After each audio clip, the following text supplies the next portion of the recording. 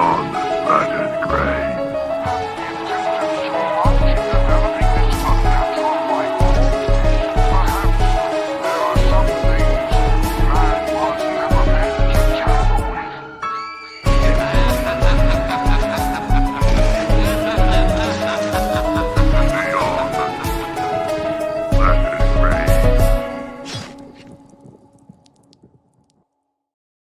What's up, everybody, and welcome back to Beyond the Splattered Graves.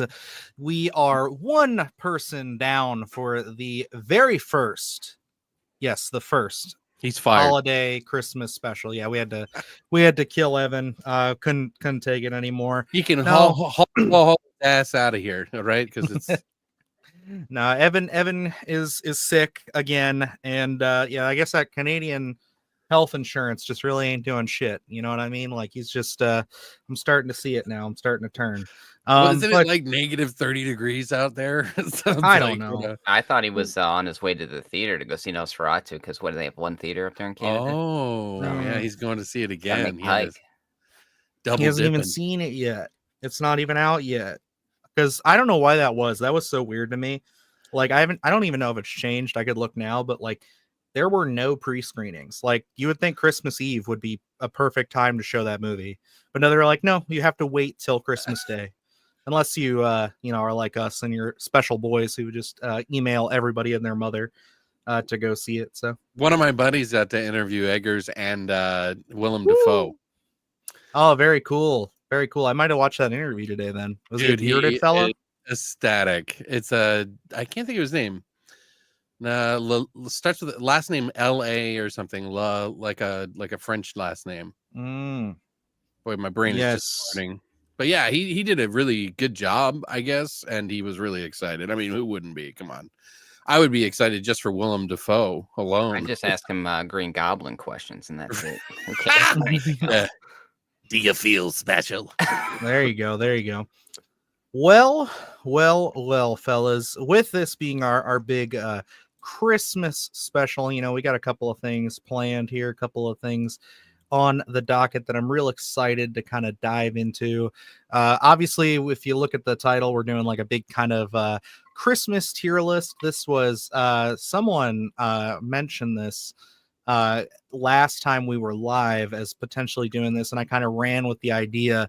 And it was it's going to be pretty fun. Yeah, we're going to be doing a little bit of a naughty and nice list with all of the Christmas horror films. So I assembled a list of a ton of them. I know it's not all of them, but I put a lot in there. So that's cool. We can make them up if we need them, yeah, because one of them I didn't put on there that I want to before we go into it is that Tales from the Crypt episode. I know it's like a short film all in of itself, all through the house. Oh yeah, just thought about that one. The original. So, yeah, it's certainly one I want to check out. What's up, Gremlin? Welcome. Ho ho ho. What up, motherfuckers? What's going on there? Russell, Necromechanic. And thank you, Russell, for popping over. Russell, we actually just met when we were over on guest appearing last week. That was a lot of fun. And it was we were talking about Evil Dead. Not Evil Dead. No, that was Twisted Locker. We were talking with was it let me get the channel here. It was Kyle. I know it's Kyle. I just forget the title of his channel. Is it his last name? It's Fitz, right? Fletch. Gotcha. That's what it is. Fletch.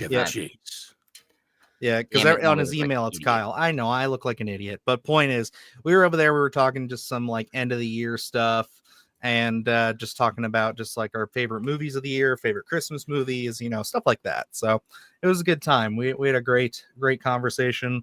Of course, you guys know Luke. He had to take up the first 30 minutes of the convo just talking about WWE. So, hey man, that conversation just snowballed. Okay, talking about Bret Hart. Let's go. Yep. Yes, there it is. Yes, there we are. Let's movies and pop culture. Thank you. I'm swine. Josh Levesque. Nice. Is it Levesque? Levesque. Levesque. Yep. Levesque. Yeah, that's the guy that did the interview, by the way, that I couldn't think of. Around that's Triple H's last real name. So Paul. Oh, Levesque. Yep. So that's why. I know. Is he Canadian? Yeah, that's right. It's Canadian. He's a Canadian Indian. No, I think he's. I think that's French. Is that correct? Yeah, but there's a lot of French in Canada. Yeah, so well, he's it's not like- Canadian. He's from the U.S., but I think he's got a French background. Nice. Yeah, I guess I wanted to start this thing off though because we have had. I know we mostly talk horror movie news here, but as we go into 2025, we're going to kind of change things up a little bit. We're going to be doing some fun stuff. I think we're going to start covering maybe just some individual movies and things of that nature. But before we get into any more of that, I did want to pop through some of these headlines that I had pulled. There's been a couple of pretty cool announcements. A couple of them that I can bring up, especially because since we don't have Evan, we can, I guess, jump to these ones instead, because I know I had a couple of Nosferatu things for him. But one of the ones, the smaller ones I wanted to talk about, did you guys see the most recent batch of Arrow releases? That they I don't think so. Not that I March? paid attention to anyway. No, you'd have to refresh my memory. Okay. I get so many freaking emails. It's like, I don't know how you'd keep track. So in March, I guess I'll just start with the big one since this is the one that's highlighted in the article. But March, Arrow always ahead of the game here, trying to show us what they're going to be bringing. And this one, of course, caught my eye. But look how crazy they're going for the 4K release of Deep Blue Sea. Like, of all movies, they are going hard as hell for Deep Blue Sea. Now, I'm all for it. I love it. I think it's a great as long as they have a but secondary option, that's all I care about. You know what I mean? Yeah. Like, 'cause some movies I don't need the like full Monty on. I just need like a little dab. Yeah, I mean, I do like the crowd art, the cover art here, and then this is obviously both of the covers. So yeah, they're just going really, really hard for this one. So I had to point that out for a little piece to myself. But I'm a big Deep Blue Sea fan. Not so big on the sequels. The third one's not the worst thing in the world, but the first one does have a special place in my heart. So. Stream got a VHS. Oh yeah, nice. Makes sense. Yeah, let's see what everybody else is saying here. Yes, it's time to watch Gremlins, guys. Already did. I've watched it twice this year so far. I've only seen a couple. Krampus, The Mean One, It's a Wonderful Life, Terrifier 3. Okay, got you there. What's going on, Shiny? How you doing? I saw Krampus. I watched Christmas Vacation. There we go. I didn't get to watch Christmas Evil yet, but I might watch that tonight. Oh yeah, and I then watched they're talking the Slay last night. 3. I forgot how great that film was, but I'm sure we'll talk about it. The beginning's so wild. Oh yeah, I know. That's what's like. You know what you're in for. Chris Kattan and everybody. It's like what was fantastic. I was not going to miss that movie on the list there. But yes, we did hear. I heard at least that Stream is getting a VHS release from Wetter, so that's pretty cool. Witter, whatever. It's Christmas, dude. When's that come out? That one I think comes out, I think late January, early February. Oh, okay. I know they just sent out. They finally sent out All Hallows Eve, so I should be getting that here eventually. I know I ordered that right when they came out. And I was I thought it'd be a little quicker, but because now I'm over it. I'm done with Terrifier. Moving on. Use them for not living up to your standards, Dylan. Damn it. Did you guys get any? Did you guys buy a lot of physical media this year? Did you do a lot, or did you collect any? Like, you say a little bit or a lot? I probably got a little more than the last couple years, mostly because of Walmart doing these steelbooks. Right. Yep. So yeah, I don't know. I can't speak for Luke, but I know I picked up a good bit. I don't know why. I just don't. I think they're too heavy, and it's like if I ever have to move my collection, I would really rather it be like 100 pounds less per box. Fair. I'll say I ended up buying things. It really picked up like the last probably since July, just because they're sitting there at Walmart, and I'm a slut for the steelbook. So going in there, I see them right there. It's like, good gosh. So I will say I bought an obscene amount compared to the last couple of years of what I've gotten. Yeah, I've gotten a handful of shit. I should clarify. I have mostly, as far as the steelbooks go, I mostly purchased Scream Factory ones. I think there was a handful of like standard steelbooks, but I know I got the Halloween 4K trilogy from David Gordon Green. I just wanted to have them all in one box, and like Gotcha. it just seemed like the best time to get it. And it's then easier to throw away. Right. It's just like, I haven't even watched them. It's just one of those things where it's like, I had them, I had each of them individual except for the last one on 4K. And I was just like, well, I could just sell these to our local exchange and then, I'll just go and get the other one. And I did. I ended up only spending about $10 out of my own pocket for it. So it's like, there you go. $10, that's about as much as I would spend on Halloween Kills alone. So did you guys get the Army of Darkness steel? No, 4K? I saw it. I wanted to get it, but I did not get it. Pretty nice looking one. I like that one. I have that one. I have a shelf. I'm just looking at them right now, but yeah, there was like an impulse of, I think it was Army of Darkness. There was They Live. All in like the span of I got that one too. Very short time. The reason I was asking you, I was like, what do you think is your like favorite picks this year for physical media? Like I have at least two that I think are, well, 2 or 3 that I think are probably the best of the year. Oh, that is rough. Okay, I'll start with one and then you guys can go around. The Hitchhiker. Oh gosh, I have that one. I was so. Wait, did I say The Hitchhiker? It's the Hitcher, but yeah, I mean, I always get confused with the TV. Damn it, Alex! Come on. That is what a beautiful set. I was so excited during that release because you can't really find it anywhere, and I was like, "Oh my god, dude, that set is amazing!" I pre-ordered that as soon as you could, and then I was just like, I was compulsively checking my email because I was like, I need this thing right now because I hadn't seen. I watched it forever ago, and then hadn't seen it since. And dude, whoever designed it with the like 2 different color background thing and then how it lines up on the side, I was like, dude, somebody's really thinking things out on this one. It's like the Dawn of the Dead set that we got. That I don't even know what the price tag was on that because I didn't even care at that. There's like only a few things like releases that I'm like, I got to get it no matter what. And the Hitcher was on the top of that list as soon as me too, man. Like, give me 2 seconds. I'll also grab the steelbooks while I do it, but my cat just pushed open my door and he will jump up on this and not leave me alone. Lucas, well, Evan's not here. We need another person. So no, he's relentless. He will literally. He's one of those cats that will try to sit on the keyboard. Is he red-haired?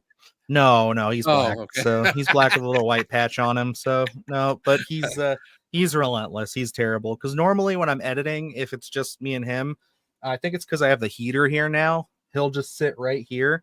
But if I'm talking and being animated, he'll jump right here. So let me. Yeah, I know. I'm talking about you. I know that me and Luke might be gingers a little bit because we got the dirty blonde / orange beard thing going on. You know what I mean? Yeah. Huh? We're kindred spirits is how it goes. Yes. Yeah. I don't know what it is. I think it's the French in me. I have like French. I don't have any Irish or anything in me. I have lots of Irish. So really? Okay. Yep. Wow. Okay. Well, that makes sense. I had like dirty blonde hair like you when I was growing up. Yeah. And now it's just dark brown, like really dark brown. Oh, it switched on you. Mine used to be like really, really blonde. And then it started getting a little darker as I got older. But now I don't have any. I'm the only blonde in my family as well. So really? That's it. Yeah. Everyone else is dark haired. I'm Irish to Luke. What does that mean? I don't know, but I'm here for it. I am here for it, absolutely. But talking about releases, one of the ones that I got, Killer Clowns from Outer Space. That steelbook, absolutely gorgeous. Fuck, I wanted that too. I know that one. That was another one that was at Walmart. It just popped up at Walmart, and I think it actually popped up weeks after its release because Dylan got it before me, and I had been on the lookout for it, and I hadn't seen it anywhere, and then just one copy popped up. I ran over there. I pushed the kids out of the way. Talking about that in the chat. What was it? The Killer Clowns steelbook. That was one of the. It's just such the cover. I already had the Arrow release too, but I was like, I have to get that steelbook because it looks. Gosh, that's the problem with steelbooks is they look great on a shelf just from how the colors pop. So as soon as I see it sitting there at Walmart, I have to pick it up. So that's one of my top releases, just because, damn, is it gorgeous. Silhouette, I do not know, but I will let you know. I have to go through because I'd have to look at like a shelf of all of them to see, because I don't organize mine by like Scream Factory and stuff. I hate that.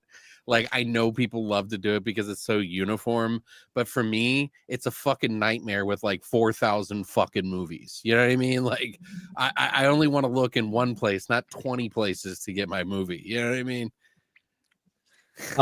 I have got them all right here. I am going to do a top 5, but I have one honorable mention, and that's I going to got be it, by the way, Silhouette.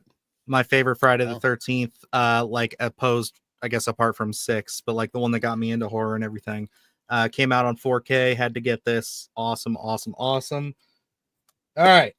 Top 5 releases, all steel books, I will say. Well, So, we yeah, don't like go I all said, through all of them. We're going round robin. Oh, okay. Look So, at Dylan over here trying to hijack the entire. I know. What situation. the fuck? all right. So if So I'm he just did. starting Luke off, did too, to be fair, because he did say the Killer Clowns. So you go ahead and do one, and I'll do my second one. okay, then I'm gonna go with the Hatchet collection. We got sent this from Dark Sky. I love these movies. It's so good to have them all in one set. Beautiful steelbook. Love it.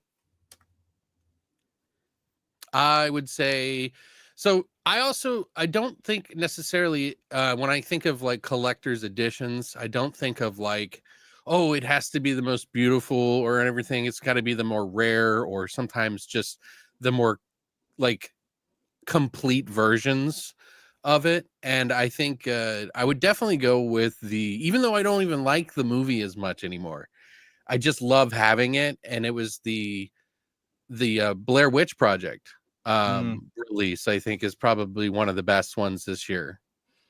That was for 2009 there, Russell. From Second Sight, by the way. Another Second Sight, by the way. 2 Second Sights this year.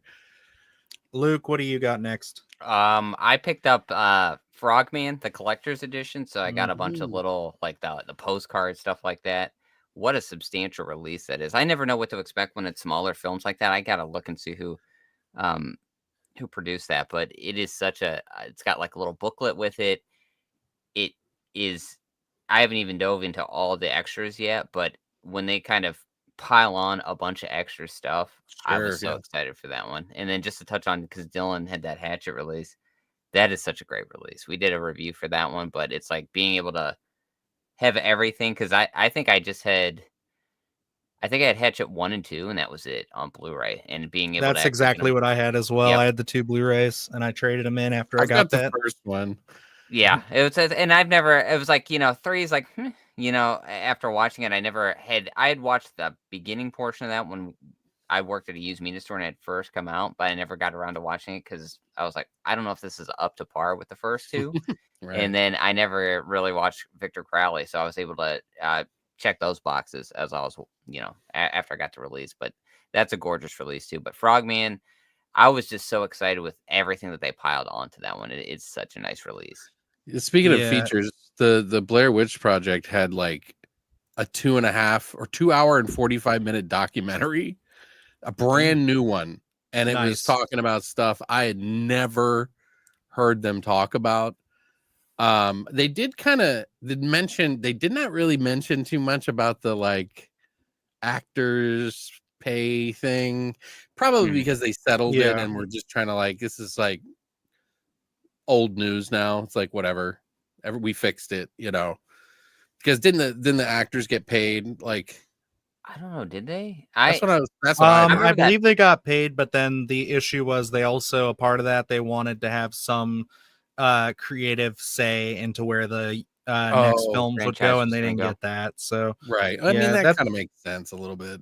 Yeah, I want to dive into that eventually and maybe do like a whole like video essay type thing about just the whole Blair Witch situation and just talk, because there's a lot of crazy shit. And I'm talking about like everything from like the first film, all the stuff that happened when they made that, all the way up through the remake, through the other sequel, and then the Book of Shadows and all that. I want to go through all of it.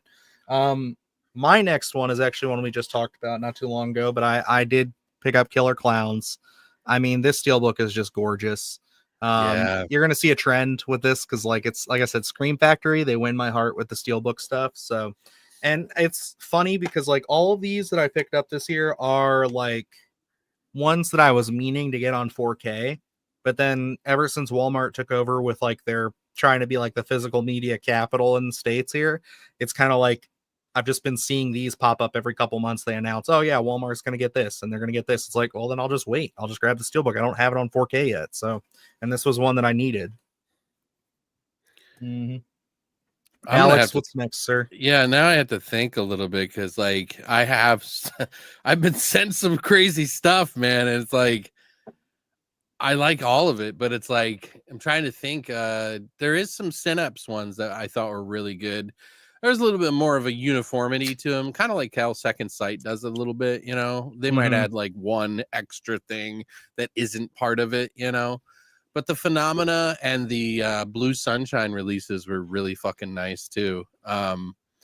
If you like those kind of fucking movies, I don't know if Phenomena is one that's like acquired taste for some people because it's such the first supernatural, full supernatural sort of giallo feeling Argento film. You know what I mean? Like, because everybody always says Suspiria is not a giallo, and I always argue because like there's hints of giallo in that movie that are so like ingrained into him as a director that he can't even avoid it. It's in the movie. It's not a giallo as a movie, but it still has its elements. Mm-hmm. You know what I mean? But I don't know. Phenomena was really good. The one with Jennifer, the one from Labyrinth. I can't think of her name. Jennifer Connelly. Oh, John Connelly. Yeah.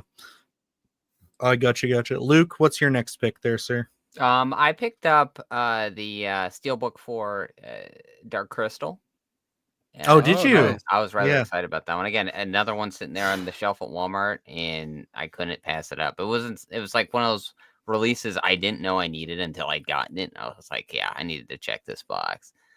So that one I was really excited about just from the cover of it. And I think it was silhouetted. We may have skipped over the thing for a second, but the Keep, I just ordered that and I haven't gotten it yet. Alex, did you get that one?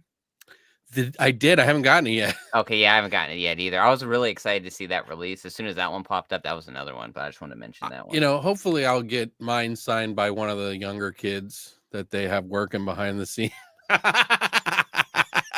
Okay. All right. I love Vinegar Syndrome, man. They've been saving films for a long time. They did it when they were making it. They made it cool before it was cool. Yeah, I mean, they're the new cool of the saving films thing. They kind of made it like popular again. They weren't the first, obviously, because we have so many other places. But yeah, I love them. But man, does it take it takes longer than Severin now. And Severin was like the worst at it for like the longest time. But they even have a distribution center here in Arizona. And I don't know why they don't ever mail it from there. They always send it out of Ohio. Yeah, shit. That was honestly, I had ordered the Keep, and it was like during a day. I think I was like extremely busy, and I had totally forgotten I had ordered it until I got like an update and said, "Oh yeah, we're getting your stuff." I was like, "Oh shit, I did order the Keep." So that's definitely one on my list, and it's not like a movie I love or anything. It's just a movie that I'm glad to own in such a definitive way. Yeah, and that's where it's like for me that's exactly where I'm at. Like The Hitcher's a different story because I love that film. Where the Keep is like, it's an acquired taste. Like I can only watch it every so often, but I'm glad that it's actually being released. It's like I have to pick that up just to have it in the collection. 100% there, fellers. I feel I did not pick up the Keep. I brought it up to Luke a couple of times. Did I bump into it first in the wild before you grabbed it, or did you just grab it when it immediately dropped? Keep? Yeah. Well, that one is from Vinegar Syndrome, so I had to order that one. So that one. Oh, I thought you were talking about the Steelbook that came out earlier from. I think it was that Terror Vision who did that one. Well, you're thinking The Gate, maybe. The Gate, that's what it is. I'm sorry. Yeah, The Keep, different movie. Point being, those will be coming out again soon on 4K. The Gate. Yeah. Is that Krampus? Oh shit! Sorry. It will. my next pick was Krampus, the naughty cut on 4K. Had to get it again. Same situation. I still need Wanted that. to get it, didn't grab it, and it's the Steelbook. Because I got out of Steelbooks a long time ago, but with everything going on in the channel, horror, like I said, it's just kind of opportunity. It's in front of me. Make the call. It's right there. See, it sucks. You just ran and got all your favorites. I should just grabbed mine. Bro, I just go grocery shopping and they're there. You can yeah. ask Luke. I text him probably every other week. I'm either calling him or texting him while he's at work on a Saturday. Just Here, hey, I'm gonna get. Hey, I got. Do you want this? I don't mean. I mean right now you have them physically in front of you to show. Oh yeah. Yeah. 1 second. I got the one that I'm gonna talk about right now. Hold on a second. And that is freaking dope. I am looking at that right now, silhouetted. I am getting a 4K. Yeah, I'm looking at that right now. Is that from Kino? Is that who's putting it out? Yeah, Kino Lorba preparing a 4K Blu-ray release of John Frankenheimer's Prophecy 1979. There's no artwork, right? Not yet. No. The release is expected to arrive in the market early next year.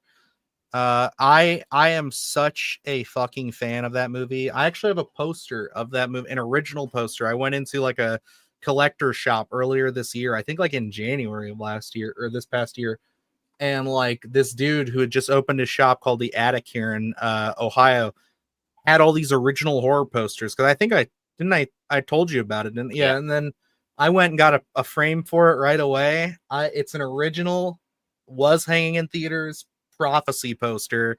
It's the bear and the embryo. Nice. Fucking love it. I love that movie, dude. I just love that. I love the kid death in it because he smacks him dude. That's that movie best. Is borderline. On one hand, it's fucking terrifying when you're a child to watch it, because those bear scenes are so crazy. When he pulls the guy up through when they're in that little underground area, the one, I think he's the guy who owns the plant, or he's the manager of the plant or whatever. Right. And he brings him up through there, how the bear just mangles some people. And then it's completely goofy watching him walk around. He's just bumbling around in the daylight. And then, like you said, when he hits the kid, it's it has those really goofy moments. Isn't that one of the movies that what's his name from the serial killer TV show that Netflix had? Wasn't that guy in it that played the Are you talking about one of the natives in the movie? Oh, I think he's played natives before. He was in Creepshow. He played a native, and that was the one where he goes into the tobacco shop and then the statue comes to life. Yeah, he's got the long hair. Right. Yeah. I think he was in that movie too, but yeah, that was one of the first eco horror movies, one of the first ones. Yeah, Talia Shire's in it from Rocky's wife. I heard a few years ago, Existence. I can't read, so David well, it's kind of hard. It's David Cronenberg's Existence, released from Vinegar Syndrome. It's really fleshy looking. Look at that. That's the back. I love it. Is that a Does it have that weird texture to it too? Yes, it does. That's the other thing I love about it, dude. I seriously will just hold this for a while and just touch his body. I think it's the Outwaters has that weird texture to it too. Oh, I wanted to get that one, but I didn't get it. First time I had felt it, and I was like, oh my gosh. I held it in my hands for probably 10 minutes. And this is the slip that they put inside the slip. I love the colors on that. Yeah, it's there's 3 layers to it, and I think there's even a reversible. I always appreciate that shit, though, honestly. The more slip covers you give me, the better. King Natty, I have not heard anything about an R-rated Gremlins in a long time. I don't even know if that was actually really happening, or if that was just a rumor from a few years ago. Yeah, I think because if Secret of the Mogwai on Max gives you any indication, they're still very much trying to keep that within that kind of younger age range, which I think is fine. Gremlins doesn't need to be R-rated. If you're gonna do something, do Critters and do that R-rated again, and because they've always been a little edgier. So we maybe in 20, 30 years they might do something like that. When the I think Gremlins is too Spielbergian. You know what I mean? Like I think it's got that Spielberg like touch to it, like Poltergeist and stuff, where it's like it just doesn't feel right. Like making those R-rated. If they did it in the future, the estate would probably be like, no, this is not Spielberg. That's sick. I love that silhouetted. That's probably a pretty rare find. And then who is it? It's Luke. You're next. Oh, the fifth one, right? Oh, we're doing 5. Are we doing 5? I don't know. I had 5. That's all I was doing. I have 2 more that I would like to talk about. So. This is probably going to be something that's going to overlap with Dylan. It's Don't Return say of it. the Living Dead. Fuck you. I knew that was going to be one. That is, man, what a release that is. Again, such a beautiful cover, and then being able to get that on 4K, I was down. I'm just gonna go ahead and give my last 2 at the same time because like I don't have much to say about them, and Luke's already talking about my number 1. So it was Thanksgiving just on 4K. I love the cover because it's like it's very like old school, looks like the old Grindhouse trailer. And then yeah, this was my number 1 of the year. As far as releases go, I mean, Luke and I sent you the picture of this when it got dropped on Twitter, and both of us were just like, dude, like that's a must own day 1 pickup. Like I love this cover so much. Like it is so good. And then you got the little on the back there, you got the property of the Department of the Army. And then yeah, like the discs, like it's a 3-disc set. It's the real deal. Like it's got all kinds of stuff in there. And then I think, can I even show the inside, or is that? Yeah, I can. Okay. I didn't know if it was the topless zombie, but and then them in their car. Nice. Yeah, that is a pretty cool. Dude, this is like my favorite, like as far as like aesthetic goes, as far as just like everything that they could have done with this movie, like this is my favorite release of 2024, I would say. I think it's definitely like it was just one that I knew the second I saw the promo images for it. I was like, yeah, dude, like that's coming home with me. So you like mean I actively seeked this one out. That the Texas Chainsaw Massacre chainsaw wasn't the number 1 for you? And we didn't have to pay for it. And that's the bitch about it. But I can't sit here and say that price tag was... Yeah, that really kind of spoiled it for everybody, I think. I love... And I hope nobody from Dark Sky who's watching this right now... Oh, they're great. Don't hate us. I know. They're fine. They're wonderful. They're always giving us screeners. They're always willing to give us stuff. They're very nice we want when you talk to them. Mm-hmm. Nothing bad about Dark Sky. That price point on that Texas Chainsaw, that was a miss. I gotta admit they were really they were smoking something else that day. I'm telling you. I don't think it has. There's something about it being tied up or something just did not go right with that. It just. I don't think it was like a 1-person situation. You know what I mean? Like I think Luke even said it in our review. He said like wait for Black Friday and stuff like that, and it literally dropped. Like it's been dropping in price all holiday season. Like I think they did like a little 40% off on all like Dark Sky stuff, and even that dropped it a little bit lower. I think you can get it for like I think 200, maybe a little under 200 now, which is probably a bit better. Personally, I think that should have been like at most $150. Like that's where I would have felt a lot safer with it, because you got to think, I think we paid $160 for the deluxe version of the Friday the 13th set, and that was kind of like our big comparison, because like this is one movie with an interesting, fun box with a chainsaw, a VHS. There wasn't but other than that, I mean, content-wise. Luke got a 4K copy of the movie, and I got the box for that in the VHS, but that's, you know, other than that, there really wasn't anything. I guess, okay, it did have the 2 little documentaries on there, but have you even had time to watch those I haven't yet? had any time to watch them. So, I mean, at least you got those extras, but for the price point, there just not wasn't enough there to really justify it. So, we did check out that Stir of Echoes, which we haven't mentioned yet. That's reviews going up on the channel. But that is an absolutely beautiful release. That's a steelbook as well. And man, that movie never disappoints every time you watch it. No, that was my first time watching that. Just like last week? Yeah. Yeah. I have I have. Wait, were we on for? Oh, we were just chatting. We were wrapping up the Texas Chainsaw conversation about how Well, that's I like was we didn't trying think to that was think of worth it, and something. then we started talking about Stir of Echoes. This is another one I think is probably one of the better releases this year. You and Evan are really big on those. I'm gonna have to look into those and see if they're. This is folk horror is something that I'm trying to. It's like, okay, if you guys have ever had your first sip of alcohol, you knew that it tasted like shit. And when you had your first taste of, coffee or anything, that was like an acquired taste, this is one of those things that, like, the more you delve, the more you get interested in the lore, and you realize how many movies were folk horror the whole time.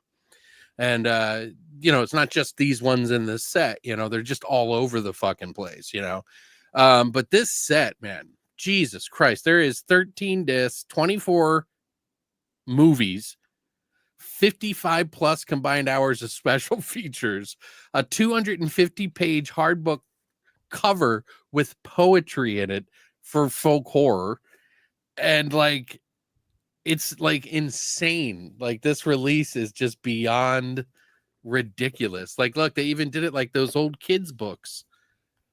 Oh, nice. That is gorgeous. You see what I'm saying? Like, they really went all out on this, and the book is just, it's beautiful. It's Luke's mostly putting that in his Amazon cart as we speak. 100%. There are 2 volumes of that, or is it just yeah, one? I think there are too, because I know Evan got one, like the one you recommended to him like 6 months ago, and then I think one just came out, didn't it? Yeah, I don't think he's tapped into those very much. But it's a lot to tap into, because there's I think there was like 14 movies in that one, you know what I mean? So yeah, what'd you say is on that 24 films? 24 films, yeah. And there's some short films in there too, I think, from some of the same people. But this one's from all over the world. Whereas one of the first one was kind of focused on like Europe or like America. This one's like Japan and like current day stuff and like old stuff. Oh, hell yeah. Wait, what did he say? All of the other monsters in there. What is he talking? Oh, I was gonna highlight that. Yeah, Silhouette had brought up an interesting concept of having like a versus movie with all of the little critters that we've grown to love. Oh my god, they would never be able to get the rights, because someone would be like, I need to win. Just like when they had a script for Freddy versus Jason versus Ash, and they were like, well, Ash can't lose. It's just his character. You can't. So it's gotta be Ash. He'd probably win anyway. Let's be real. They were not being the heady about it. They were like, no, he can't lose. Like, it can't be one of these wink and a nod things like the Thing did. He'd have to like win. They could come back. You'd have to saw off all their heads. Right. Like, it's just the luck well, of I guess him. Freddy was still alive at the end of Freddy versus Jason. Right. That's what I'm saying. He did the wink. He's like, pedophilia's back. Jesus Christ. It's like you forget that you like the guy, but like he was wrongly accused in the original story, wasn't it? Or no, no, he was just a child murderer. I think they never really touched on that. I think it was in the he just burned them. He didn't actually original script, but then they kind of glossed over it, and they're like, well, now Freddy's on MTV now. Doesn't matter. Yeah. We changed the lore. It's nicer now. Kids are Ash is like the Tick, unstoppable force of good. Okay, so what's your fifth one there, Luke? Do you have one? Because I have a couple. Like, they're like runner-ups. Well, I'm gonna go Stir of Echoes. That was a substantial release. I was excited to actually see that one. Again, I didn't know that was coming out. We talk about it in our review. I had no idea that was actually being released until we got like an email for it, and it comes with like a slipcover, and it's a steelbook, and it's 4K. But if it's a blind buy, they do spoil it. The hook at the end, the unveiling, so to speak, if you take out all the discs. So don't do that. But it is a real nice release. It's pretty light in terms of the extra special features that they get, like the new stuff. There's only a couple, but I think just being able. It was a film that I had watched initially on VHS, so to actually own it on 4K now.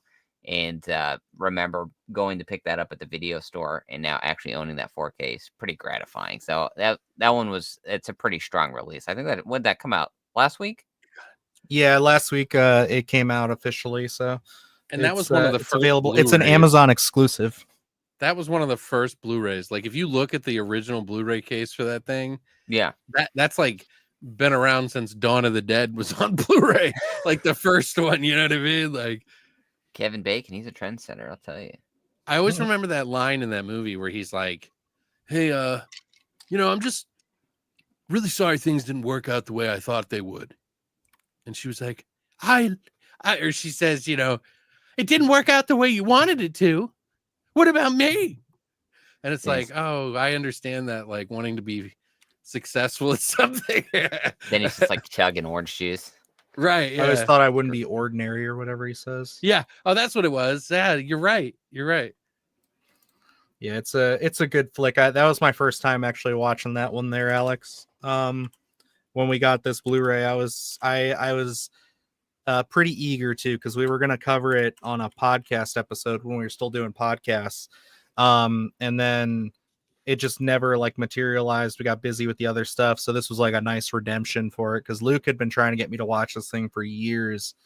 And I can see why. I did say, I know we're just kind of spoiling the review, but I guess it's only for people who are on the live here. I did say I think I prefer that over Sixth Sense. I don't know if it's because it's like recency bias, but like yeah, I was pretty into that. It's probably because it takes place behind an adult's eyes rather than a child's in a way. Mm-hmm. So you it's connect very to modern. it a It's little very, bit. I guess, alternative. And again, we talk about it in the review, but just a different relationship that you don't see that often. The parents are like going to block parties and they're in bands and things like that. Just different feel, I think, more modern than what we are used to seeing. Oh yeah, and I know Alex, you can throw a little bit into Necro's comment here. He said he just watched The Crooked Man, the new Hellboy. Yeah, I actually didn't hate it. I thought it was going to be pretty terrible, and to be honest with you, it stayed very true to the lore from what I hear, and that's probably why I liked it. I mean, I gave it like a 7 out of 10. I think it was a good movie, and even Silhouette and I were talking about it, and how he was saying that they should make it a TV show, and I was like, that's exactly what they should do with it. Because I think Hellboy would be cool as a TV show. Yeah, because like, you can kind of really do that monster of the week kind of thing with them, and how it's set up. Even if you just have little arcs, it's like maybe like 3 episodes they're hunting down one thing, and 3 episodes are doing another. I can't think of the guy who played the Hellboy. He wasn't bad. He wasn't trying to overstay his welcome. He wasn't trying to outdo Ron Perlman. He wasn't trying to do anything but the character. And it didn't like stand out, but it was like crass and kind of dark in a way that was different from the other ones. I agree with Silhouetted here. I know there's only one true actor who should play Hellboy, and everybody will agree with me when I say this. Kesey, yeah. He was good. No. There's only one, and we all know it's Danny DeVito. Oh my god, he's gonna be doing Wolverine, dude. You can't do that. Those were some of my favorite like little memes when they were like talking about recasting because everybody was like, oh, it's gonna be Daniel Radcliffe, and I'm like, dude, yes. Then everybody started doing Danny DeVito with the hair and the claws. It's like, oh god, I love it so much. I think somebody made like a playable like version of him in a game or something. Oh boy, like they like reskinned it and like made him roll around and stuff. There's a lot of artwork of Danny DeVito as Wolverine though. That's exciting.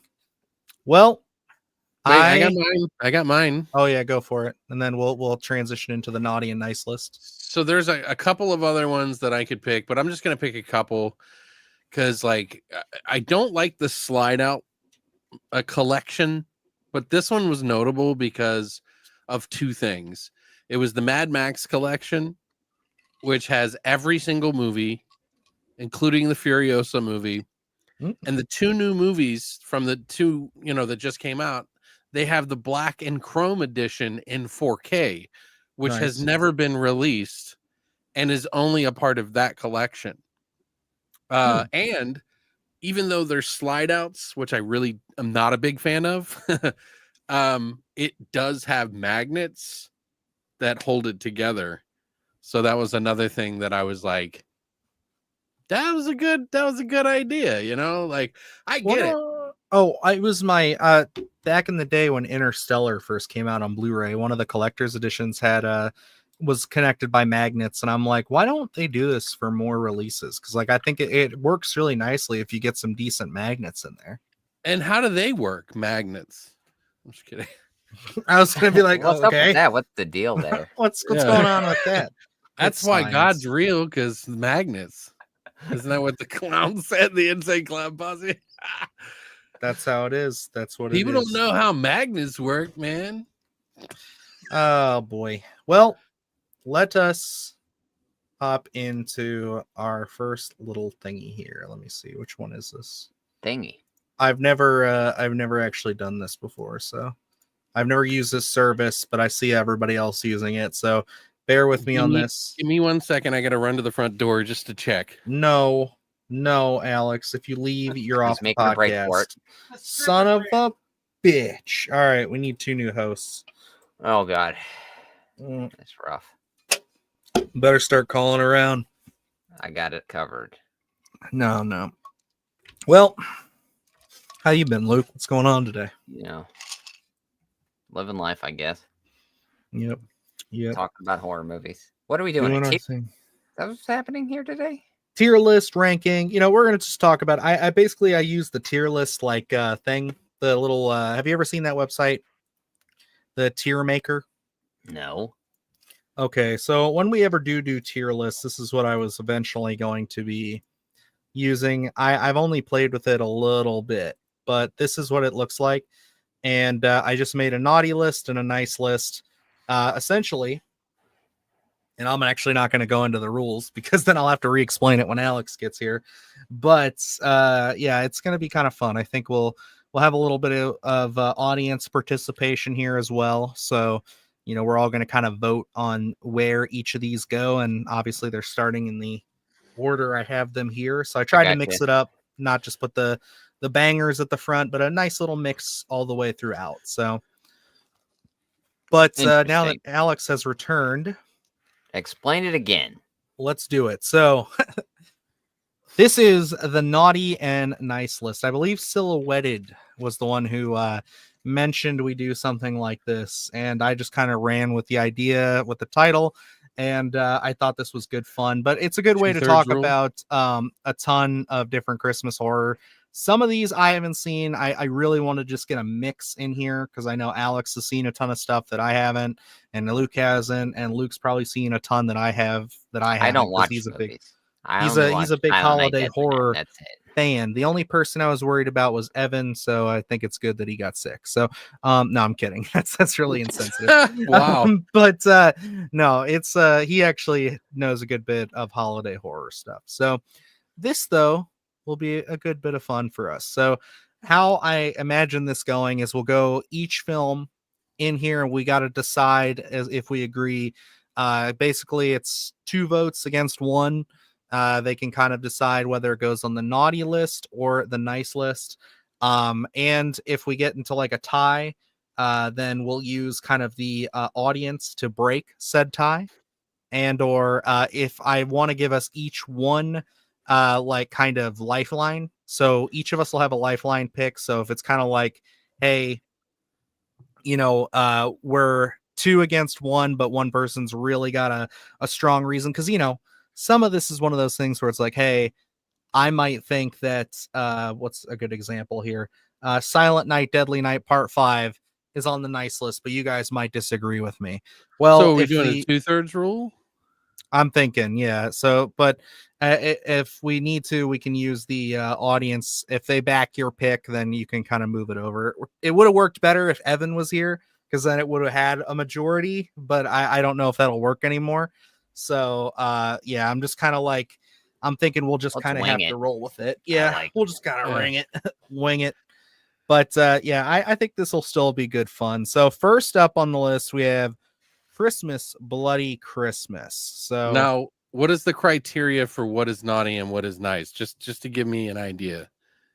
I mean, it's totally up to you. Each of us Like individually below can, average, or is it like I think that? it's one of those things where it's like if you, I think the only way to do this is if we have it to where it's like it's total personal thoughts and feelings, because it's like if I feel like this is a movie that I would watch a lot, or I think it's super like wonder, like Luke and I might differ on, say, Jack Frost. He might think that movie is good fun, but overall he might say it's quality wise whatever. If that's how he's choosing to go about this, it's on the naughty list.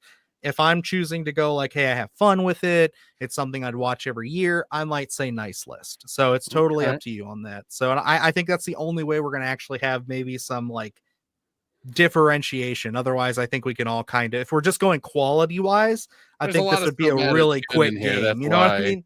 This would be like a really quick run if we didn't do that. Would you love to gift it to a loved one? See, there you go. That's a good one, Necro. See, you know, like we can kind of play it like that. So Christmas, Bloody Christmas. Luke, if you had to pick, are you going naughty or nice list, and why? This one I'm certainly going nice. I think when I look at holiday horror, you really got to make use of the holiday setting, and I think they do it rather well here. Plus, Joe Bagos has that particular aesthetic where it really does stand out. That probably anything else on this list, it has its own unique voice. So I can't say this film's like any of the other ones on the list. So I think it's got some creative kills, and of course, you have a robotic Santa. So easy, nice list for me. Okay. And Alex, you know what? Actually, I think this will just look better. You can go, and I'll be the. Oh, okay. I see what you mean. No, yeah. Go for it. Do you want to do what is Christmas, Bloody Christmas? What is it? Christmas, Bloody Christmas? Yep. From 2022. I was a little disappointed with this film. It's not bad. It felt like it didn't have an identity until the very last 20 minutes for me.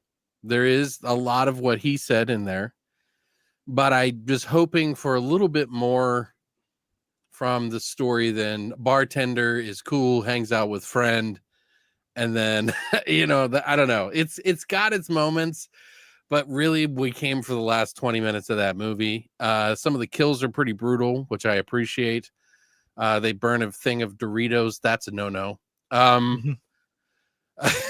But yeah, I think it pushes it over into the nice by just a little bit, though. Okay. That's why I was like thinking I should go last, because I could be a tiebreaker if there was, you know what I mean? That's okay. I mean, like, since I'm running it, I think it makes sense to have you guys go first, since I have to do the introductions. But Russell would actually push this thing over into the naughty list. Was not all I wanted when I heard Robotic Murder Santa, but I'm glad I watched it. Okay, fair. Right. That's kind of how I feel. I have to agree with both of you gentlemen. I think this is going to go on the nice list. This is certainly one that I found a lot of enjoyment in. Does it scratch all of the boxes you want out of, like Necro said, a murderous robot Santa?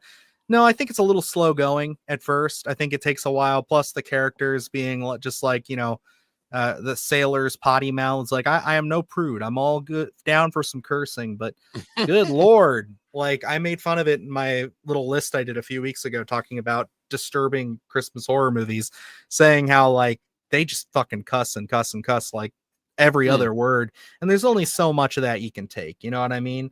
But yeah, and just like Alex said, they do burn some Doritos. So it has a couple of strikes, but I think overall, I do see myself watching this one again and again each and every Christmas, because I just get a hankering for some bloody kills in the Christmas spirit. And yeah, they are bloody. They do get they live up to the name. So I think I gave it like a 5.5 or 6 when I saw it. Like, I didn't hate it. It was no Bliss for me, like the movie Bliss that he did. Gotcha. All right, and that brings us to Jack Frost. Luke, how you feeling about old Jack Frost? Jack Frost is as a film in itself. I would say that I don't want to go back and watch it. But when we're talking about holiday horror, I think it does check those boxes of it's just such an odd concept, and I think a creative concept, and it does make use of that he's a killer snowman. So we always have those unique and interesting kills. And I haven't seen the sequel. Now, this is one that is more of an acquired taste for me, where it's like Christmas, Bloody Christmas. I think I can turn that one on and have some fun with it every year if need be. But Jack Frost is something where I can only turn on when I'm in the mood. It's never in my regular rotation, but I'm going to put this one on the nice list. Okay. All right. Alex, where are you putting Jack Frost? This beats Christmas Bloody Christmas hands down by far. Like it's an 8 or a 9 out of 10 as far as the like schlock and sort of spoofy nature of it. The characteristic nature of all the characters and everything in the movie are just double what is in Christmas Bloody Christmas. So Christmas Bloody Christmas, I do like it, but it's like one of the ones I would watch least out of the two. I would always watch Jack Frost. It's been a fan favorite of mine since it came out. I love the humor in it. I think it's stupid.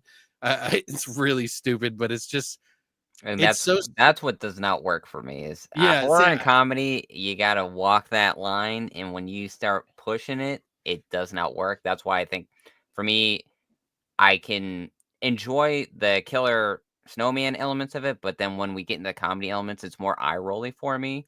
So that's where it's like, I'm like, but I can say that I can still watch it.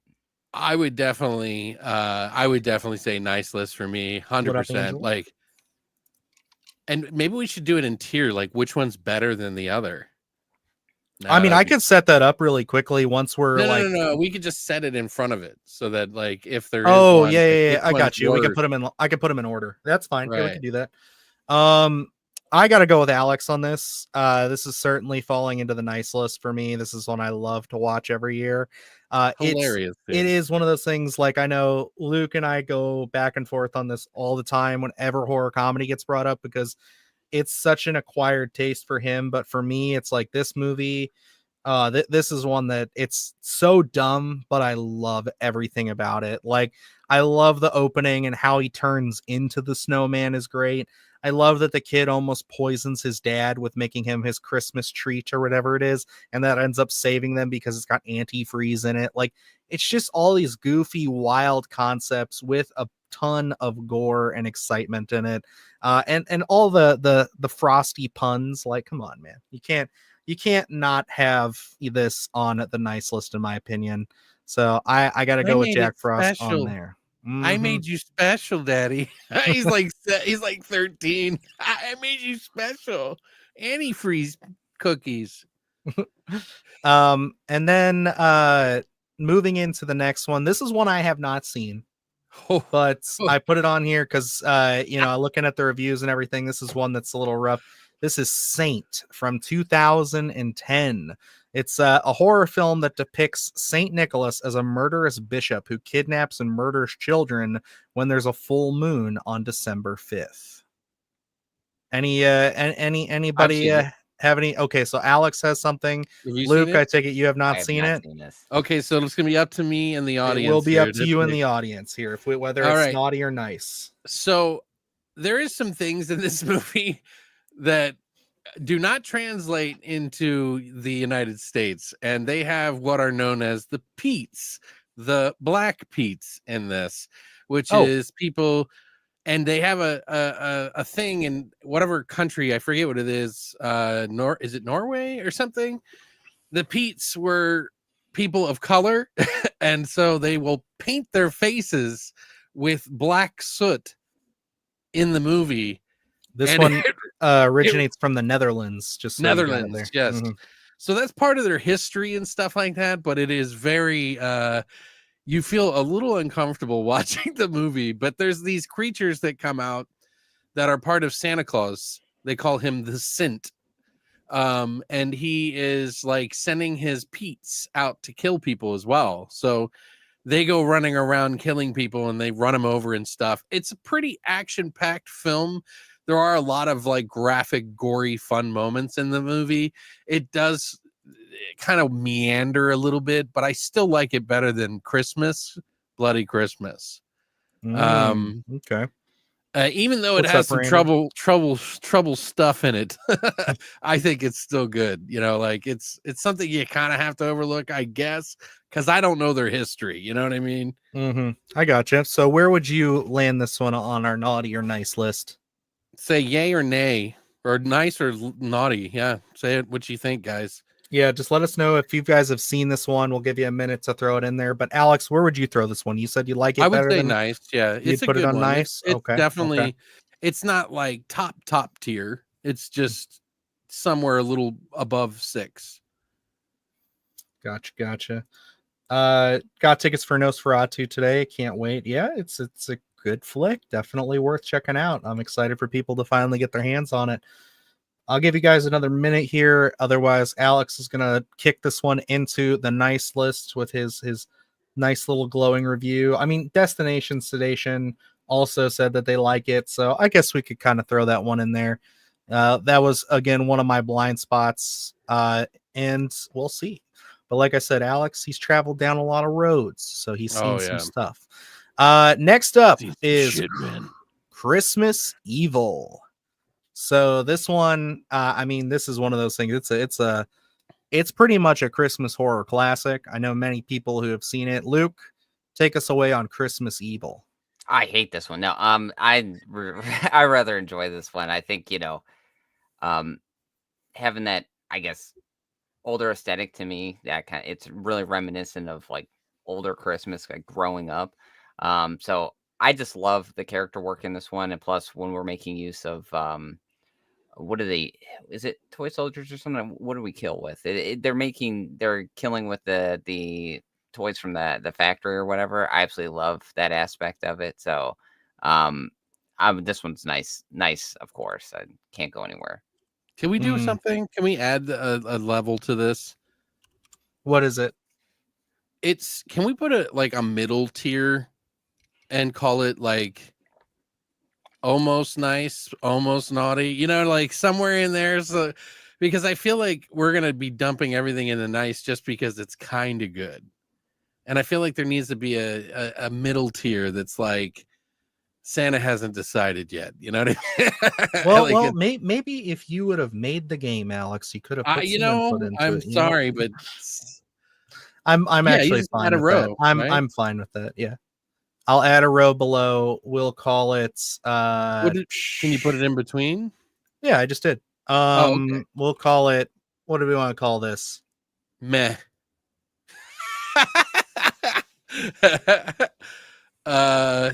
Trump. I'm just kidding. No, what's like a middling between naughty nice, I guess, just some kind of Christmassy term we could throw in there. Anybody got any suggestions? Liable. No, I'm just kidding. No, I'm kidding. I don't know. That's a tough one. What do you call it? Jolly? I guess that might be. Call it nihilistic. Nah, we'll just do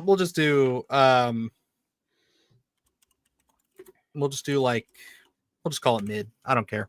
We'll just go with mid. Keep it simple. Okay. So sweet and simple. So let's go through the 3 that we have and then decide what our call is on this again, because I feel like we need to do that before we get started. I can't say on Saint. I would keep the first 2 in nice personally. I would put the first one in mid, the second one in nice, and the third one in mid. Well, you're the one that runs for that one, so I think Luke, do you agree with me to keep Bloody Christmas in nice? Yeah, okay. Then it rocks the vote. So we'll do that. That'll work. Okay, that'll be a little. Now we're good. We're working on this, guys. First year we're doing this, so maybe we'll do another one next year. I am actually kind of having some fun, so I think this is cool. But yeah, Christmas Evil. Luke put it in nice. Alex puts it in nice. Or do you put it in nice? Evil? I don't know if you finished your. I didn't say. Oh yeah, go ahead. This is probably the best Christmas horror movie ever made. Literally. Okay. The reason I say that is because this movie, Christmas Evil, it does something that most movies can't do, and it's very hard to do. It has 2 opposing feelings in the movie. where you feel like the Christmas spirit, but you also feel like a psychotic motherfucker is on the loose. And they pull both off flawlessly, because somehow, even though that guy is fucking wackadoo, you feel kind of bad for him, and you kind of hope that he's, flying around up there at the very end. You know what I mean? So I don't know. There's like a Christmas spirit to it that makes you feel good, but it also is like kind of horrific, because if you think about it, this guy's a nutbag. Yeah. I mean, I think just on the basis that this one predates like Silent Night, Deadly Night with the Killer Santa stuff, like it gets a lot of respect for me there. But this is a very entertaining, kind of more old school, more 70s style evil Santa Claus movie, in my opinion, where it's like it's bloody, it's got some stuff in there, some graphic content, but it's not like what we would eventually get with Dude, like the shit he does in this movie is crazy. But I mean, like, compare this to like Terrifier 3. This is a little bit more tame, but it is pretty nuts. So gore wise, maybe, but not psychologically. Yeah, and so I mean, I'm putting it in nice. I think we all agree this is a nice one. Obviously, Alex says it's one of the best of all time. So I can certainly see that going there. I already saw a few people in the chat said this is definitely nice list material. So I think we can all agree on that. Now this one. This is a pick from last year. A creature is stirring. Now, is everybody familiar? The girl? Yeah, the mom and the girl. It's like a real indie. Did you review this one last year? Yeah, we did too. I'm gonna read the description just so that way everybody knows what's going on. But this is 2023. A nurse taking care of her daughter's mysterious affliction struggles to hide her secrets when uninvited strangers take shelter in her home during a lethal blizzard. Yeah, this was one we were kind of looking forward to a little bit. This looked cool. Scout Taylor Compton's in this. We like her a lot. Luke, take it away, buddy. Where are you putting A Creature is Stirring? Well, this one we were excited about because we got, I think, was it last year? We weren't really expecting too much holiday horror, and then we got a couple at the last minute saying, hey, we have a couple screeners. So I was intrigued by this one. I'll say it did not deliver for me, and I understand that it's like a smaller film. And, it's a kind of claustrophobic setting. We're just dealing with the interior of a house, and I was like, okay, well, if we jazz it up with some holiday setting and stuff, and even that for me was pretty minimal. I just didn't really resonate with the story at all. So for me, this one's gonna be on the naughty list. I watched it that one time, and honestly have no inkling to ever go back and check that one out. So that one's got to be on the naughty list for me. Alex, how you feeling about it, my friend? I'm kind of mid on it. Like, I realized that it was a really tiny budget, and they really did kind of make it have like somewhat of an atmosphere, but it was really jumbled. And I don't know how much I really believe that the mom would do all of that. And or I forget how I felt about it. It wasn't, I don't remember it being a completely terrible experience. So I'm kind of like mid on it to naughty. Gotcha. Well, unless the audience wants to make this a draw or save it, I'm going to be putting this on the naughty list myself because I did not like this movie. This is one of those ones where it's like, again, I'm a creature feature fan, so you get me excited when you're showing me a nice little silhouette of some porcupine monster. They're really hinting towards some things. I felt like the twist at the end of this was completely no build up to it and made no sense to me. It was goofy and just really hard to believe that that's what all this led to. And I have no desire to revisit this film. Anybody in chat seen this one that wants to maybe chime in and throw a little thing against us? Haven't seen it. Okay, so we'll go right into the naughty list for that one. That makes our first naughty list pick. But don't worry, because now we get to talk about Better Watch Out. How are we feeling about this one? I know this one gets a lot of love from people, usually from the the camp of people. I think didn't this come out around the same time as Krampus? I think This it was was like the 2016, babysitter. I think. 16. So yeah, this was the year after. So this is one of those ones. Yeah, the babysitter. I know this one gets a lot of love out there. Luke, how you feeling about Better Watch Out? This one's on the nice list for me. I remember just turning this one on. I don't know if it was on Shudder or where I watched it initially, not really knowing what to expect in this one. There's so many twists and turns in this one, and that's what kind of keeps you hooked when you kind of think you know where it's going to go, and then it kind of just pull out a different element of the story. So I really love that. I like the performances here, in terms of different levels and personality things that we're getting from one of our characters. I thought that was rather interesting, and they make use of the holiday setting. So for me, easy, nice list. Okay. Alex, where's this one sitting for you? Yeah, I'm definitely more nice than anything. It's like, yeah, I think Christina loves it, so she talks about it every year. Okay, gotcha. We've got a Better Watch Out, liked the first time, but became mid after the rewatches. Okay. Yeah, I haven't watched it again since, so that's a fair point. It happens sometimes. Better Watch Out is a nice list. It felt like a Homeland movie. Okay.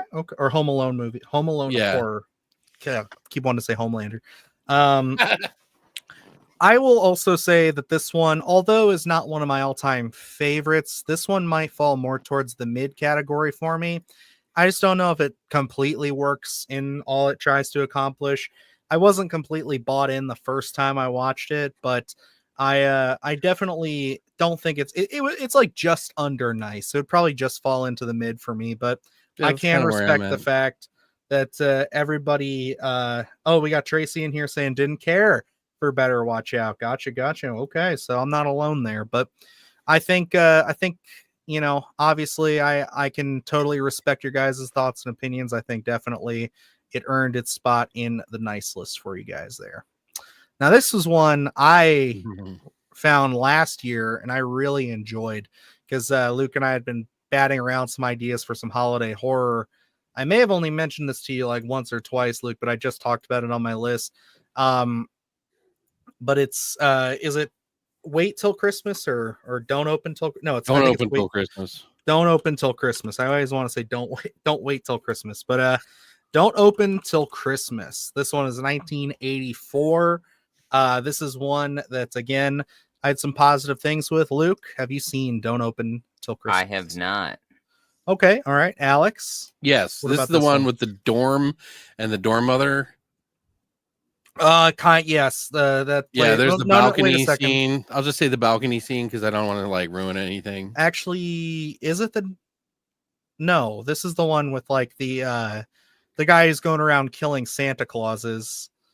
And like there's the thing with the prostitute and stuff like that. Hold on. I'm trying not to look. I'll just read the storyline for you so that way because that'll sum it up best. Somebody with very little Christmas spirit is killing anyone in a Santa suit one London holiday season, and Scotland Yard has to stop him before he makes his exploits an annual tradition. I don't remember the dorm thing being in this. I mean, let me watch the trailer real quick just to look while you kind of say your thing. Okay, I'll say my piece for it because it's from the director of Pieces. I enjoyed this one. I think that it's got a little bit of sleaze to it that I don't normally love, but I feel like with that Christmas setting, just having this like Santa Claus kind of go around, like I guess I get a lot of Silent Night, Deadly Night vibes from this because you know how that one is kind of dealing with people being naughty and he's punishing people. You get a little bit of that here, but he's only taking it out on Santa Claus because he like people dressed as Santa. Because, obviously there's a little bit going on there. I also love the simplicity of the mask in this movie. It's just one of those like plastic happy face masks that he wears.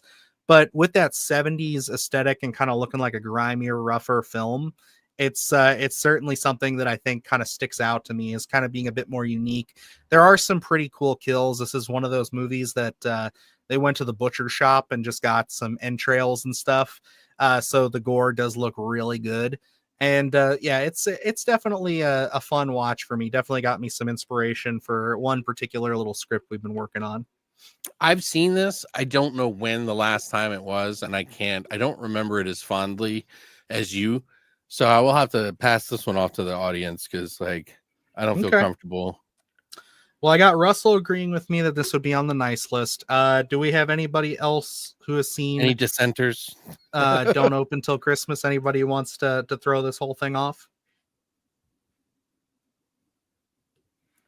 Let's see.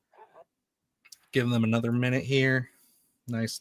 Okay, yeah, we got another nice list vote. So we'll go with that. I think this one's certainly worth watching, guys. If you guys need to revisit it, it's a lot of fun. I mean, the director of Pieces is really dark, and so I saw the like trailer, and it looks good. I mean, just from the trailer, because like it looks brutal and like unyielding a little bit, you know. Yeah, certainly. Okay. Then we get to kick it into high gear here with our first entry into Silent Night, Deadly Night was Silent Night, Deadly Night Part 2. Luke, how are you feeling about this one, baby? Well, you know, judging it by its own merit, I guess, without replaying the entire first film, I enjoy the new stuff that we get, but unfortunately, I don't think there's enough there because we're replaying so much of the original. Now, if this was I had thought of it prior to having 3 here, this would have been on the naughty list, but I'm gonna put it in the mid just because of what we do get that second half. Right. I think it's original enough. It just, putting the entire replay of that first film in there hurts it a bit, so that's gonna go mid for me. I agree. I think exactly, because it's like it's funny as fuck. Like, like there's so many funny parts in that movie, like the second half. But really the retelling kind of ruins it for me, and I wish they would have just like kind of kept it separate a little bit, So I kind of speed through it a little bit just to kind of catch the parts where Eric's like talking, crazy and stuff. And then when he, of course, like talks about the moment he snapped and then like goes on a rampage, is obviously really fun. But yeah, I would say it's mid as well. It definitely is one I'll rewatch, but I have to say that I would call this movie a classic.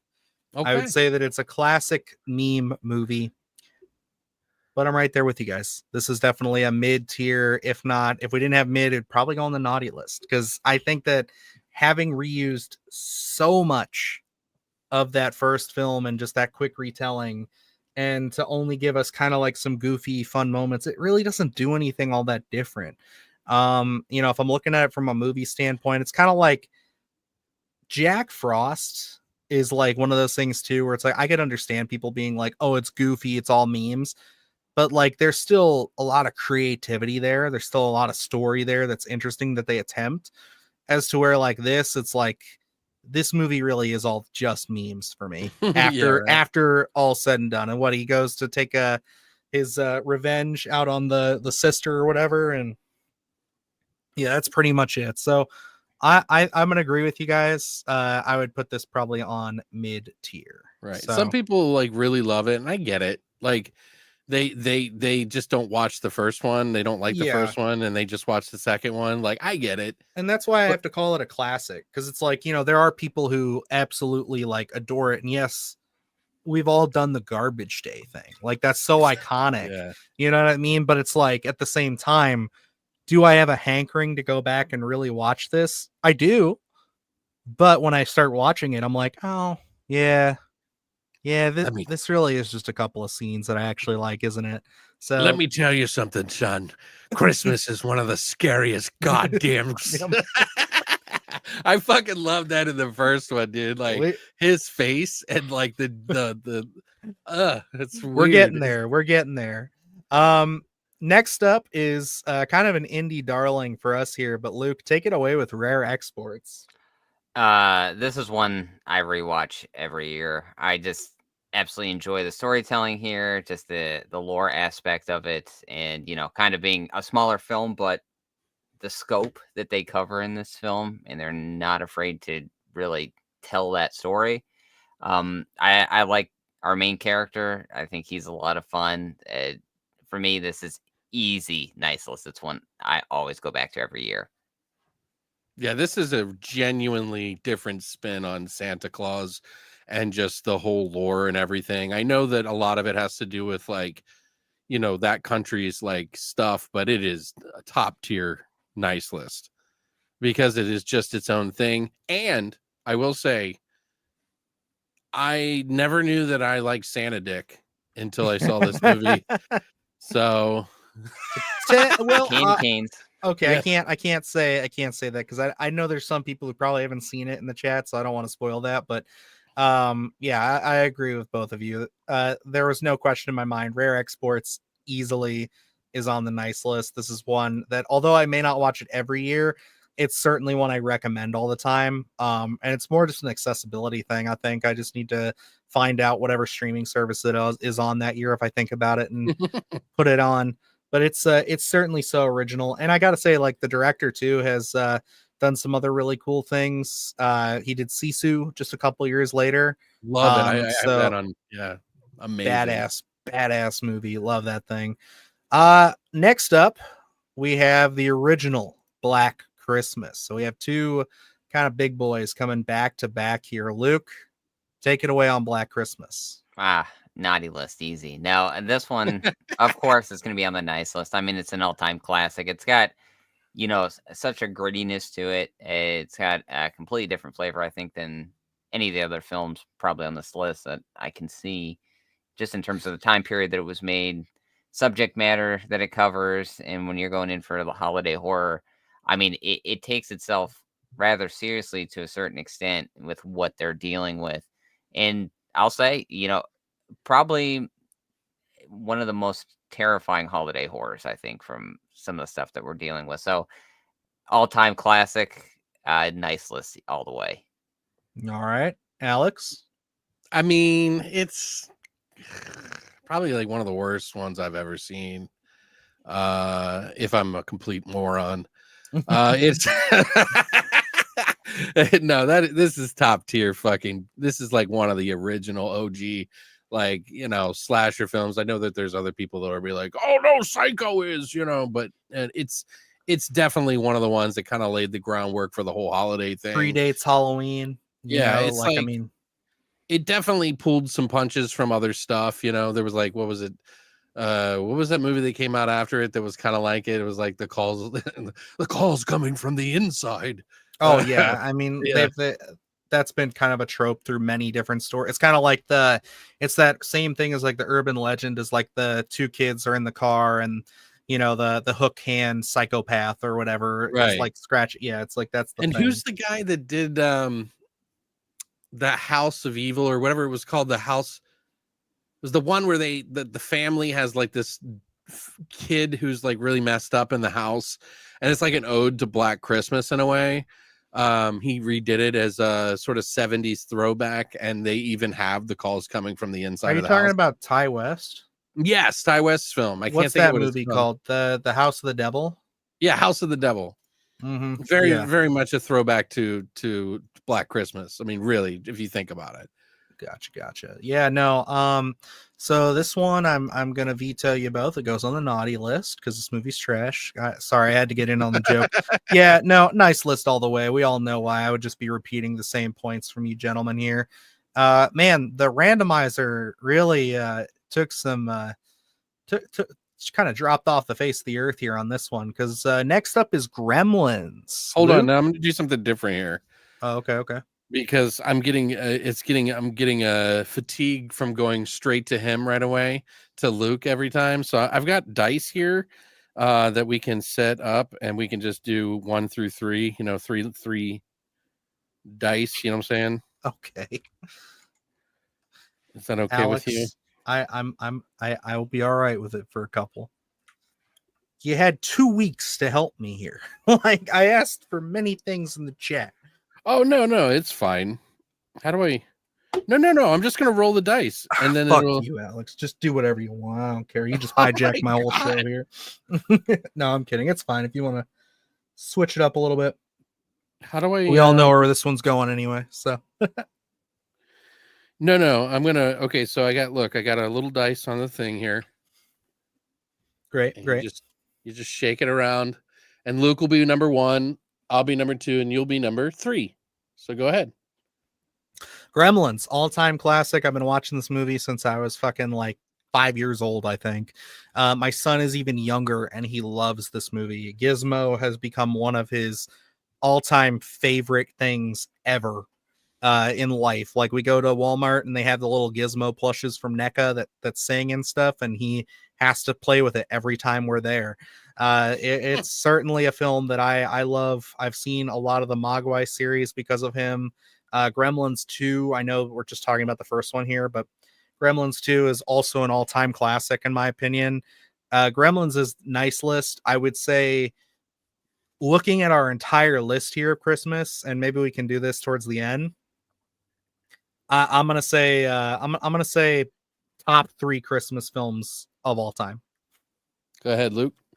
It's easy going on the nice list. I mean, I love the lore there. I would have been an interesting take to see this dive deeper into the horror roots, just because I think it's so well done for even like a general audience kind of horror, or even, you know, catering more toward a younger audience. So effects wise, it's top tier stuff. It's rather intriguing. I mean, I think we all grew up with Gizmo and that being such a big pop culture thing. So easy, nice list, probably one of the most marketable holiday horror films out there.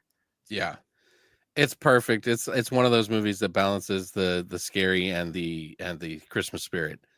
It's definitely a classic by all means. I would say, nice. Yeah, like it's like one of the most perfect holiday horror films I can think of. Like, when it comes to just like, and you can watch this movie at any age, and I think everybody will love it, from children all the way up to like elderly people. There's elements in there that just span across every generation. And you know, it's like people, old kids think Gizmo's cute, old ladies think Gizmo's cute.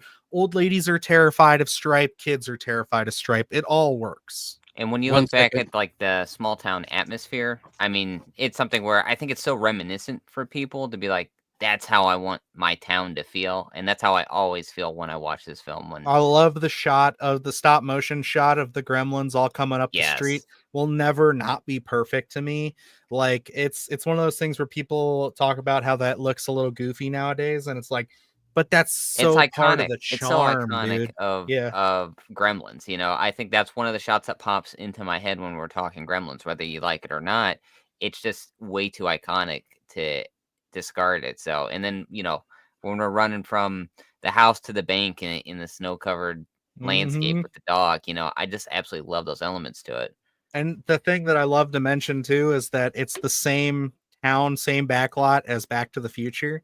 Mhm. So it's like you get that same feeling. It's like that backlot, like it just screams 80s like movie, small town. Like, I absolutely fucking adore it. What are you doing? The fuck are you doing, Alex? What do you got? Oh, your packages showed up. Okay.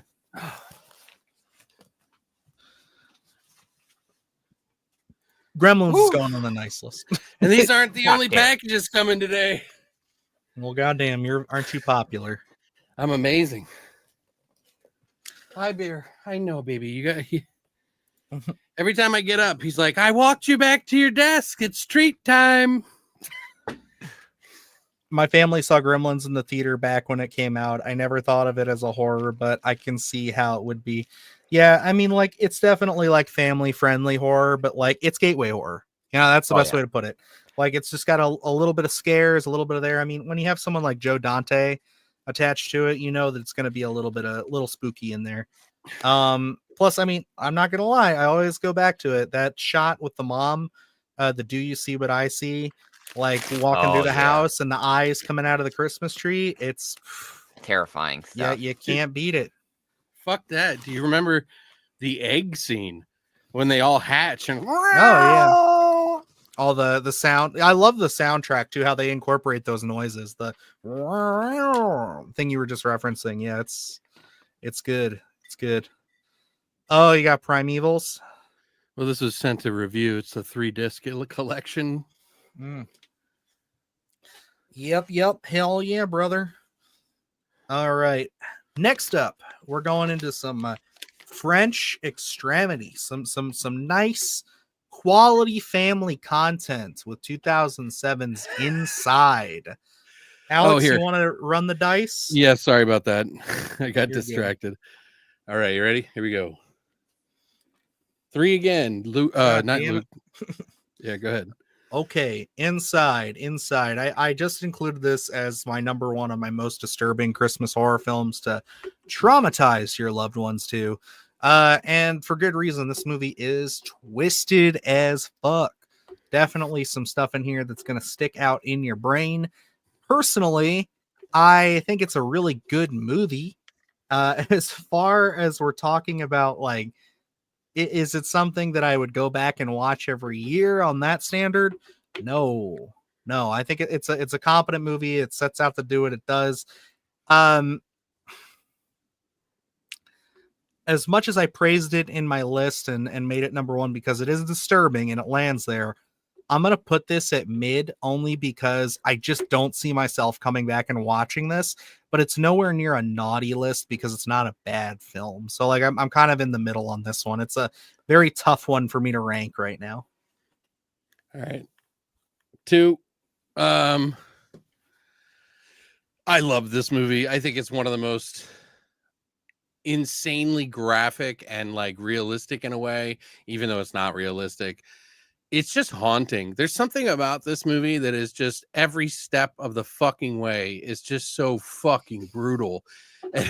It's one of the more brutal movies that I've ever seen, and it never fails. So every time I watch it, I'm just like, God damn, dude, like the crotch stabbing, the stomach just dragging the scissors across this pregnant woman's stomach without even, just there's so much, and they just don't hold back. I think that should be applauded. Yes, it's at Christmas, so fuck yeah, it's on the nice list. So I don't give a shit. Like, I love this movie, dude. It's amazing. Like it's very straightforward. It's not a deep thinky movie. It's just like, this is horror. Oh man, Brandon's upset with me. I'm not saying it's a bad movie at all. I think it's a great film. I just personally, I gotta say, it's just one of those ones. It's like, if I'm talking Christmas horror, this is one I don't plan on revisiting every single year. Like I can watch this one every couple of years. So really, it's a great movie, love it, but it's like, it is a lot, and it's one of those things where it's like, once I'm done watching it, it's like, great story. I really like how they did everything. They definitely do push the envelope. It's one of the best, like, most disturbing horror movies, but it is it's like Martyrs. You know what I mean? I can't just put Martyrs on, when I'm thinking about having a good time. You know what I mean? It's like Martyrs is just like damn, that movie's fucking rough, but I respect the hell out of it. So Luke, Inside, how you feel? I have no feelings toward it because I have not seen it. So we're somewhere between nice and mid. What do you guys? So I see a lot of nice. I see a lot of nice in there. So I think the chat has swung this vote with you, Alex. So Inside gets to go on the nice list. So damn good job. Chat gets a win for this one. Okay, now the controversy begins. Alex, who is it? It's Luke. Hell yeah. Which one is this? Is this Silent Night, Deadly Night? Silent Night, Deadly Night 4. Is this the one with Bugs galore? Wait, which one's this one? This one. Bugs and what's? Oh, yeah. Why am I even asking? This one's easily on the naughty list for me. I have no interest in revisiting this one. I'll spoil it. 3 is also going to be on the naughty list. Those two I get mixed up all the time. So Luke's traumatized. Those ones, I can't go back and watch those. So naughty list all the way. Okay, we'll see who it is here next. Alex. Yeah, okay. I like it. I like it a lot because it's like really fucking weird, and it's so bizarre, and it has a lot of really great practical effects in it. There's some like really twisted, fucked up shit by the end of this movie. And fucking Howard, what's his name, is in it, and he does a really creepy job with that fucking worm thing. This is a bizarre movie, but I'm kind of like mid to nice on this one. So I'll say mid. Brother, you are so on an island of your own on this one. I love so bad. Ever since you revealed man. this, I don't even think this is so bad. It's good. This is like you It need to is. revisit this one because, like, I'm telling you, man, this one's Here's a my rough thoughts on watch. it. Okay, there are so many movies out there that tread the same waters as other fucking movies. This movie chooses not to. It made its own lake, and it's fucking steering the boat wherever the fuck it wants to go, even if it's not entirely like coherent or entertaining in that degree. It's still doing stuff that you will never guess or see coming. And so for that, there's a value to it. Plus, it's got really good practical effects in it. For me, that's a kind of a win.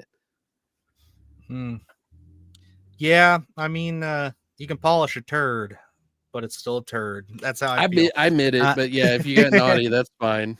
It's not just us. The audience agrees. This one is a naughty lister. You guys are just missing out, man. We're just a bunch of spoiled haters. Pieces of shit. Okay, you know what we had when I was growing up? I walked in my bare feet to watch this movie in the snow up a hill. Yeah, with a boner. So all right.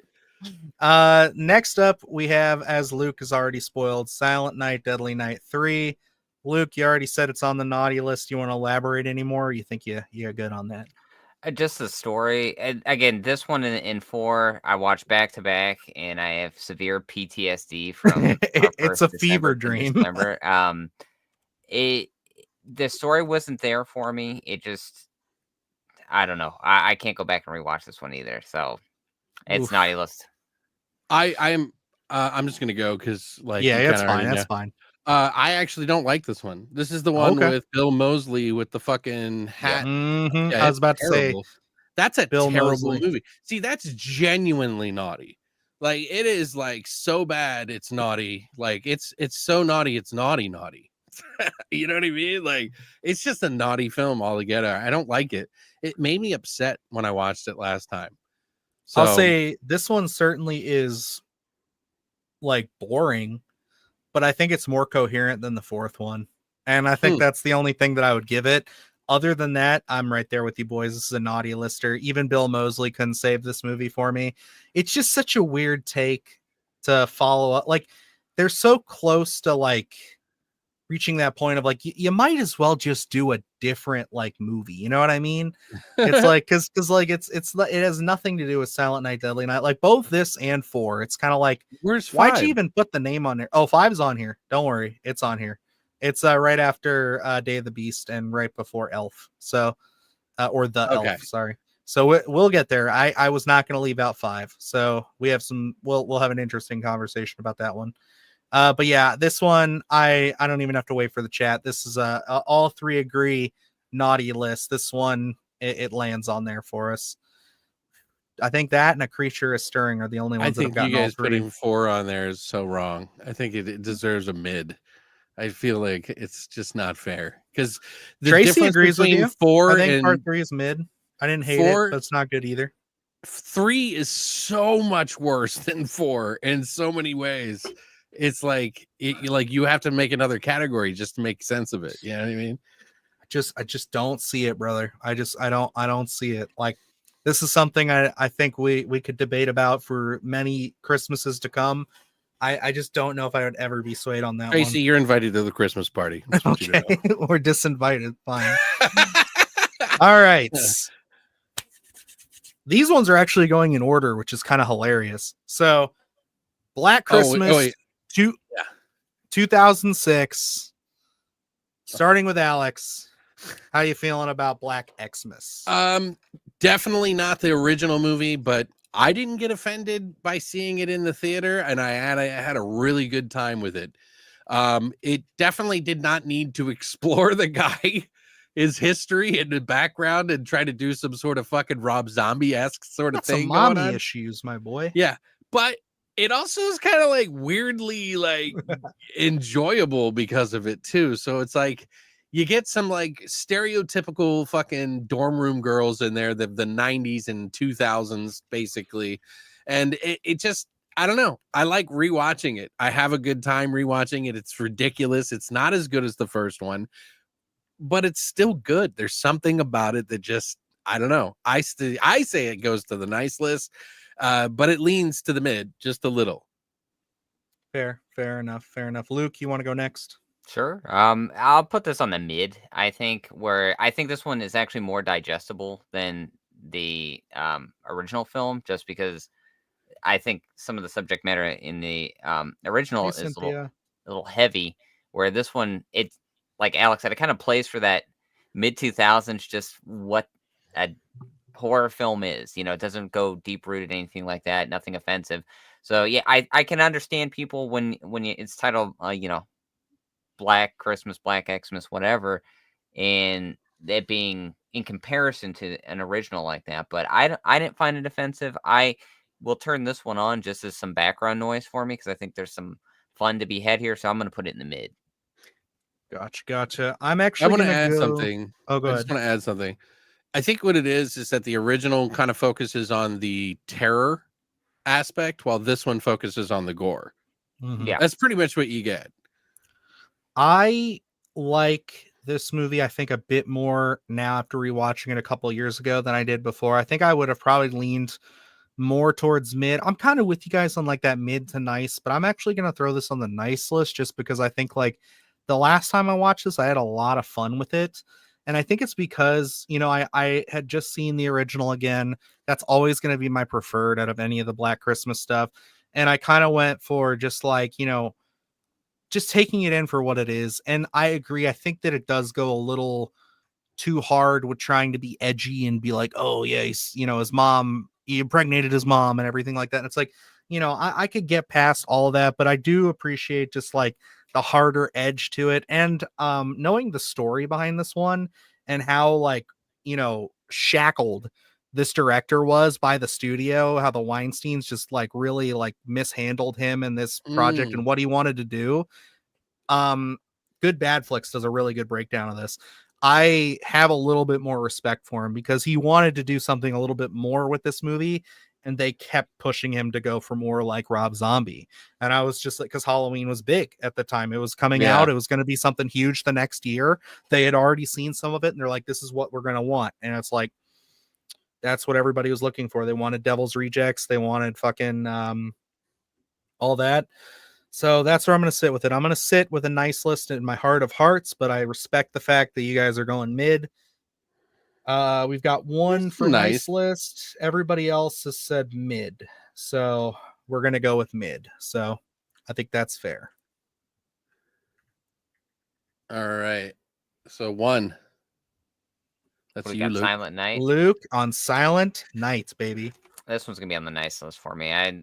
I enjoyed this one. I think it's gritty, especially Dylan and I did all the Silent Night Deadly Nights the first year we had the channel, and this was a happy ending to that because I had to sit through a lot of trash. So this one, I like the grittiness to it. I think a lot of people Cynthia, talk about still in there. Opening shots. Some of those are really well done. So this is one that I do revisit. Usually every Christmas now. So I'm gonna go nice. All right. And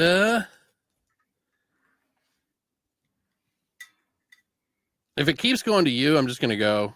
Yeah, okay. 1 + 1 = 2. I'm gonna say mid. I thought there was some cool parts in it, but overall it doesn't flow well. And I highly recommend watching Black Christmas 2006 over this movie. I think it's a better movie overall. So I'm definitely mid on this one. I like the director, and I liked his new movie. Or was it the new movie that he just did? Yeah, Werewolves. Yeah, I liked it better than that movie. It kind of misses what I thought was good about the Silent Night, Deadly Night movies in a way. You know what I mean? Like it just misses out on all the fun, even though it has some cool, off-camera stuff sometimes. Like the off-camera throwing people in the shredder thing a little bit was, it's in the camera, but it's also not. I don't know. I felt like it lacked character. So I'm mid on it. I'm going nice list. I could watch this movie just after watching Thanksgiving. I've said that a couple times this year. This is one of those ones where it's like, it's literally like one of my favorite updates to like an original classic like a Silent Night, Deadly Night. It's just so interesting how they decide to take the story of making him a completely like nameless, faceless villain and kind of only giving you little pieces of his backstory. It's a very different take.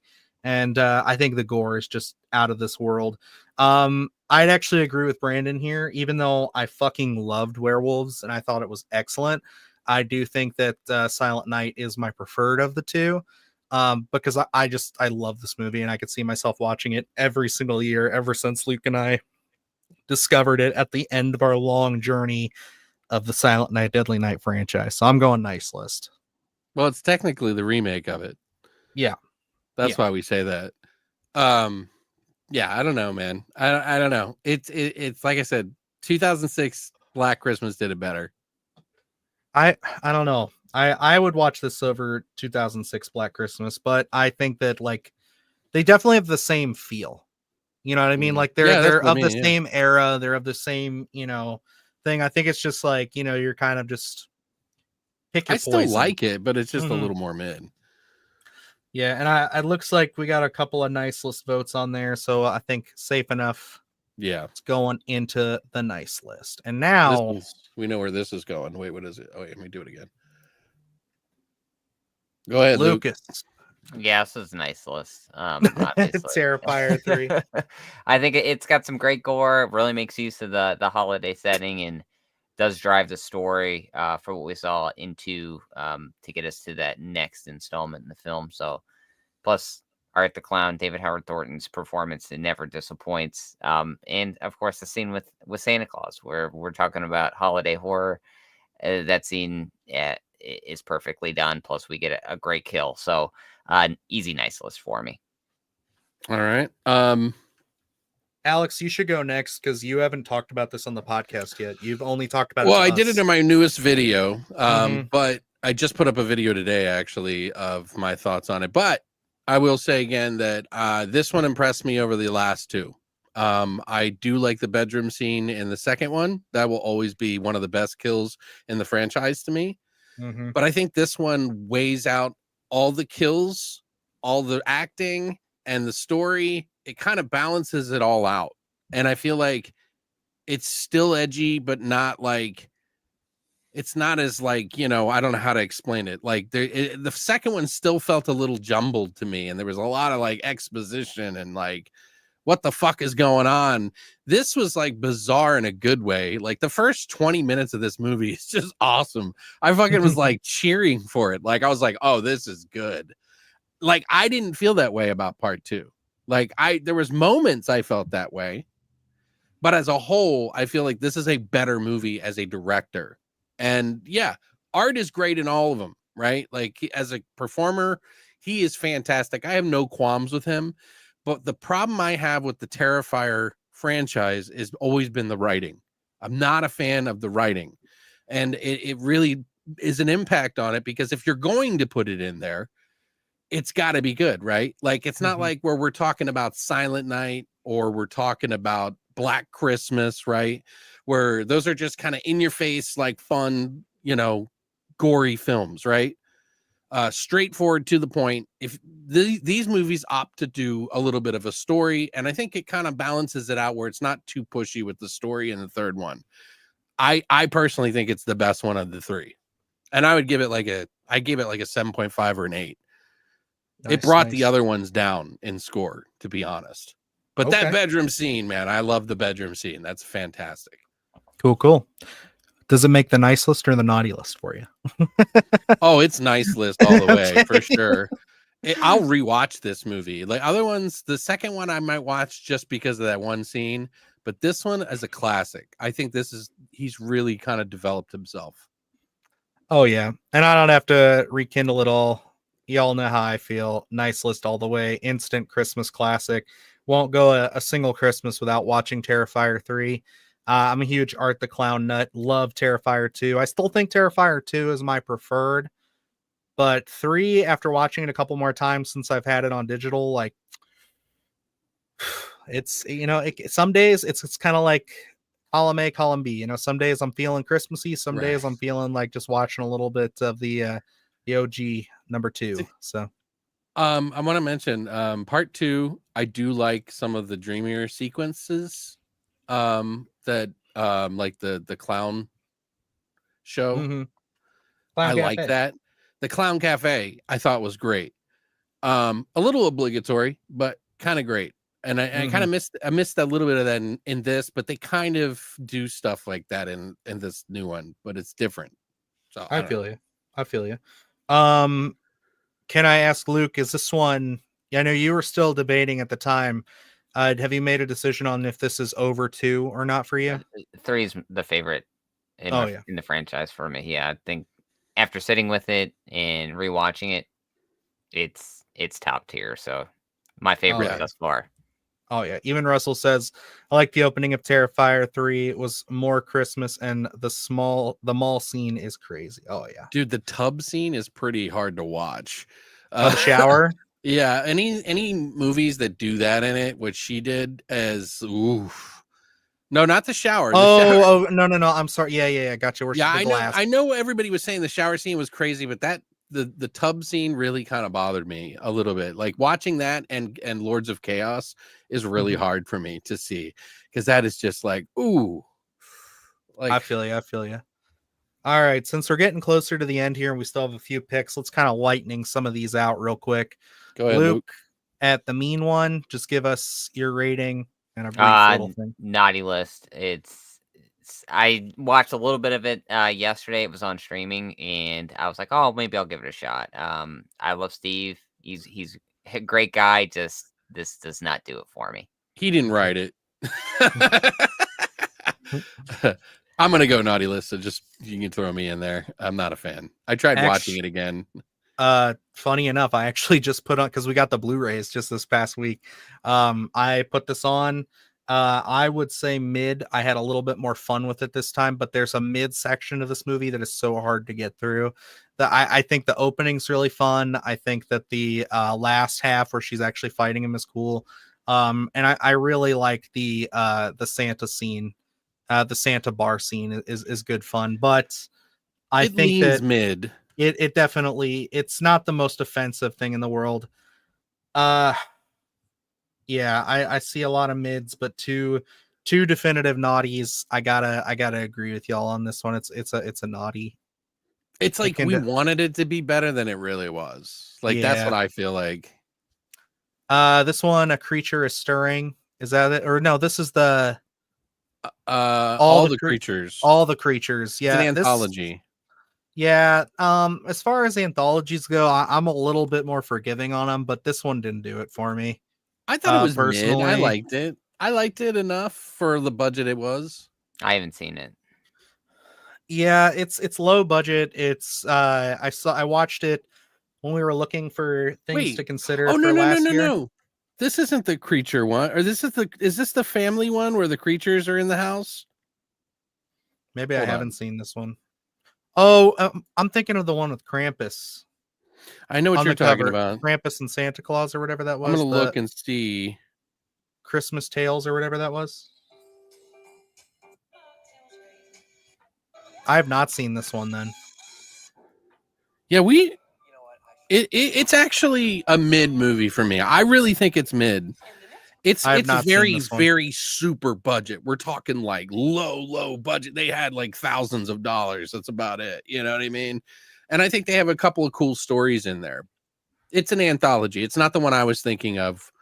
You know which one I'm talking about, where the creatures are in the attic and stuff. It's the one where the one I was thinking of is the one where it's, I think the cover, now that I'm thinking about it, is the one with Santa Claus and Krampus on the cover, like duking it out. There was one. Oh, it's A Christmas Horror Story. That's the one I was thinking of. That's okay. Yeah. That's the Netflix movie, right? No. You're thinking of Christmas Chronicles. No. So you put this one at mid or naughty? Yeah, mid for sure.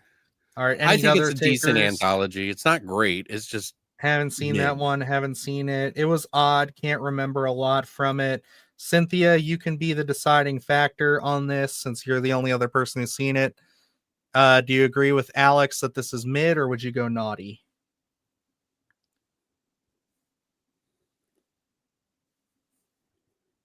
Give her a second to reply. But it takes like 15 to 20 Oh, seconds. that's right. Yeah, there's a little bit of a delay. Yeah. Let's see here. Well, I think Mid. mid. Yep. All right, so you guys both went mid, so we'll go mid for that one. Next one is Elves from 1989. Any takers? I haven't seen it. Neither have I. It is mid to naughty because it's very hard to watch.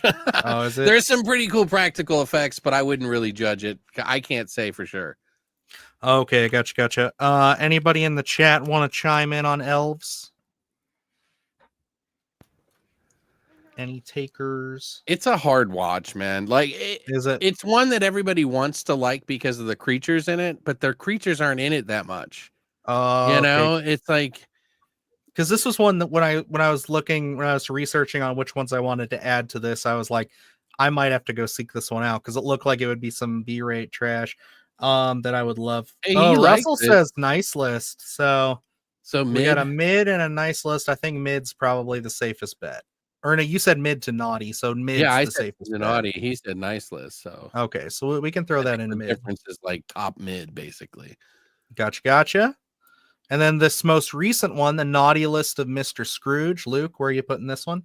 In terms of rewatchability with all my holiday horrors, it's not a bad film. It's decently constructed, but in terms of, I guess, original kills and really taking advantage of the holiday horror, it didn't really do that for me. I'll end up putting it on the naughty list, I think. Okay. Alex, have you seen this one yet? No, I have not seen this, so I have no stake in the game. Okay. I would go for more of a mid on this one, but I can kind of lean towards naughty on this one as well, just because like I think it's a fun one-time kind of watch. I think in our review we said like it's a good one to throw on with friends. It's kind of like a whodunit, kind of trying to figure out the killer. You can have fun with it, but it's not one I'm going to revisit a lot. Rewatchability's there for like annually. Yeah, so I'm going to put that on the naughty list. Then we have Day of the Beast. Who wants to take it away on this one? Haven't seen it. I like it. It's not Day of the Beast. It's a really dry humor, so that the people who watch it are going to be like, what? But if you think about what is going on in this movie, I'll just explain it so people know about it because I think it's worth watching.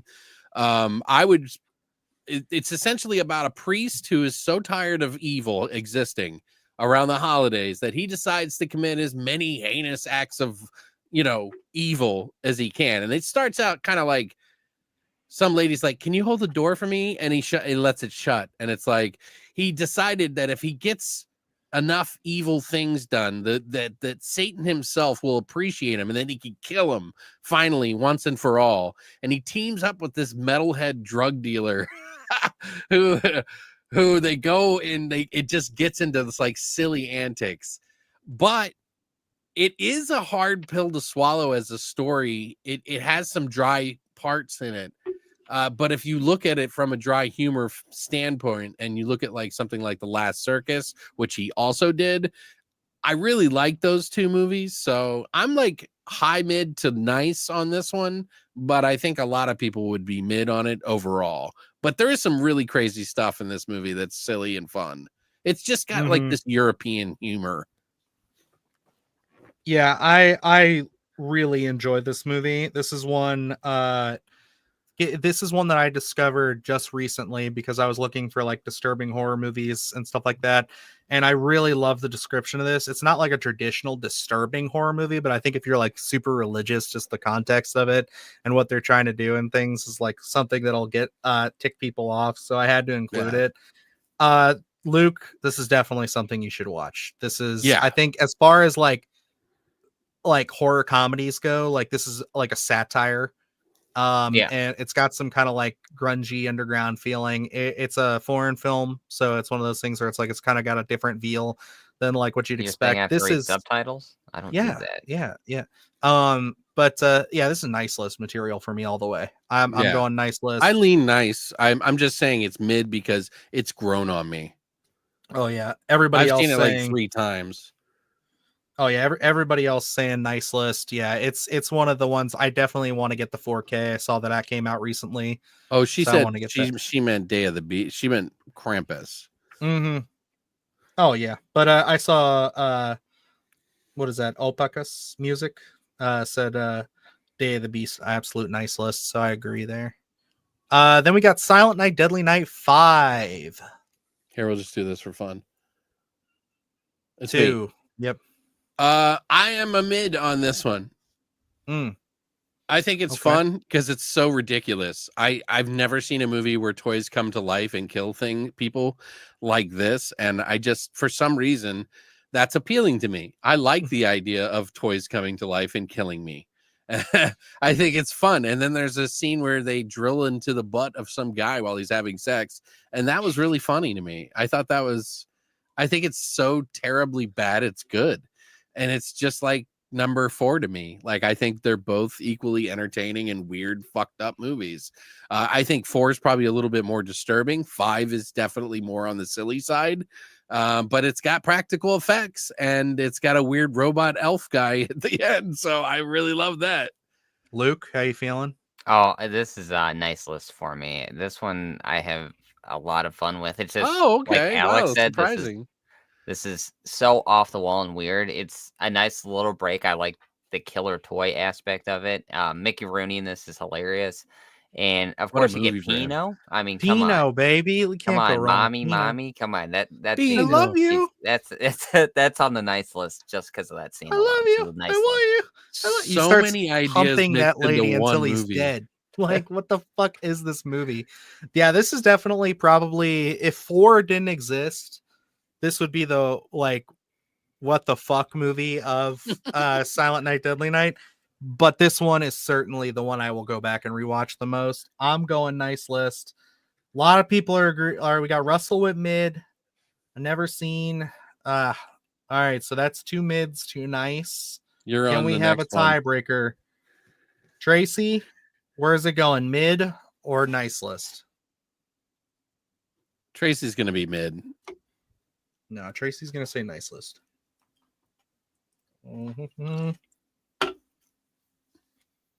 I'm feeling it. But yeah, I enjoy this one. This is a lot of fun for me. It's silly fun, yeah. I think it's because it's the other one's gross to you guys. You guys think it's gross. No, we're fine with gross horror. I just think the other one is just nonsensical. I think it's nothing to it. It's just I think part 4 is like a body horror movie. Like, truly. Well, it's actually body horror. By the end of the movie, they're like twisty legs and shit like that. There's all kinds of weird shit in that movie. Tracy said mid. Damn. Oh well. We fought the good fight, but that's where it's gonna land. At least it didn't go naughty. Yeah, right. The Elf. Anybody any takers on this one? I have not seen it. Not a fan. Not a fan. 2016. Yeah. Elf. It was not. I mean, it's naughty to mid, but it's like. All right, we'll go with naughty on that one. I don't even want to wait around for that. Next up, because we got a couple of good ones coming up. So here we go. All right. Oh wait, hold on. Here's a big dog. Here's a big dog. There you go, Luke, or not, Dylan. Krampus 2015. Do I even have to say it? This is fucking niceless. We started the podcast by talking about Blu-rays we bought this year. About the fucking steelbook for this movie. This is a nice list all the way for me. Yeah, I agree. Luke, 100%. You can't go wrong. I don't think anybody's going to disagree with us. Holiday horror watching. Russell says the elf is naughty. It's bad. All right, cool. So, yep, Cynthia, I can already tell is going to be a nice lister. So, yeah, let's. She's been asking about it since she got in here. Nice list, Krampus.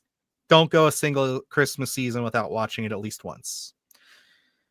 And now, there you go, Luke. The most controversial film on this list. I already Santa's know the Play. Answer. Luke, take Santa's it away. Play? Oh, this is an absolute nice list. And it's just so insane. The opening scene, it tells you what you're in store for. Bill Goldberg as Santa Claus when he runs the one lady off the road.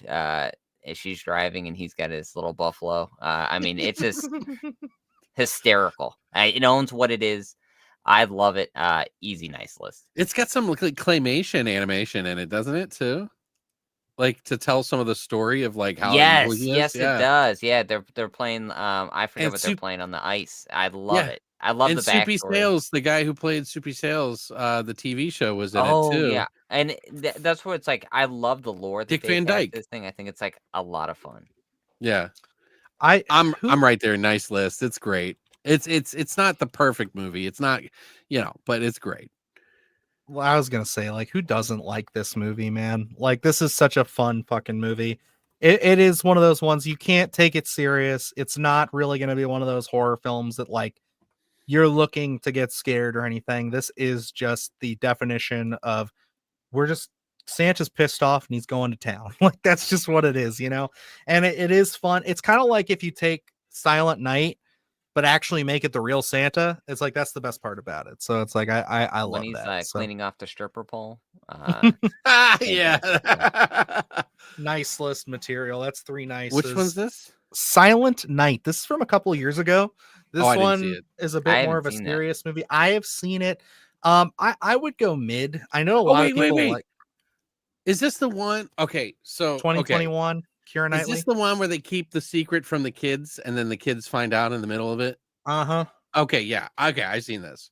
Yeah. I think it's fine. It's got some good concepts. I think it takes a little while to kind of get going. And personally I didn't care for the ending. I would go mid with it. It's not like offensively bad, but it's like it's one of those like Christmas movies that's a bit too serious for my liking. So Alex, how you feeling about it? I'm like a 7.5 on it. So it's like, it's in the nice list, but it's like leaning mid a little. Okay, so I'm going mid. Alex, Luke, you haven't seen it? No. Okay. Anybody want to chime in on watch. that one? It's pretty dark. I'd say it's worth a watch. I just, like I said, it's not really what I look for in like my Christmas horror. This one's very sad, very oh, look at that, more stuff. Very sad, very upsetting in a lot of ways to me. Like, I mean, not like egregiously upsetting. It's just like, there's no like fun to be had with this. And like if you look at the list here, it's like other than Inside, all of these have some fun. All right, let's see. I think we can safely put this one at mid. Yeah. All right. All timer, baby. Some people love it. Coming down to the final 5.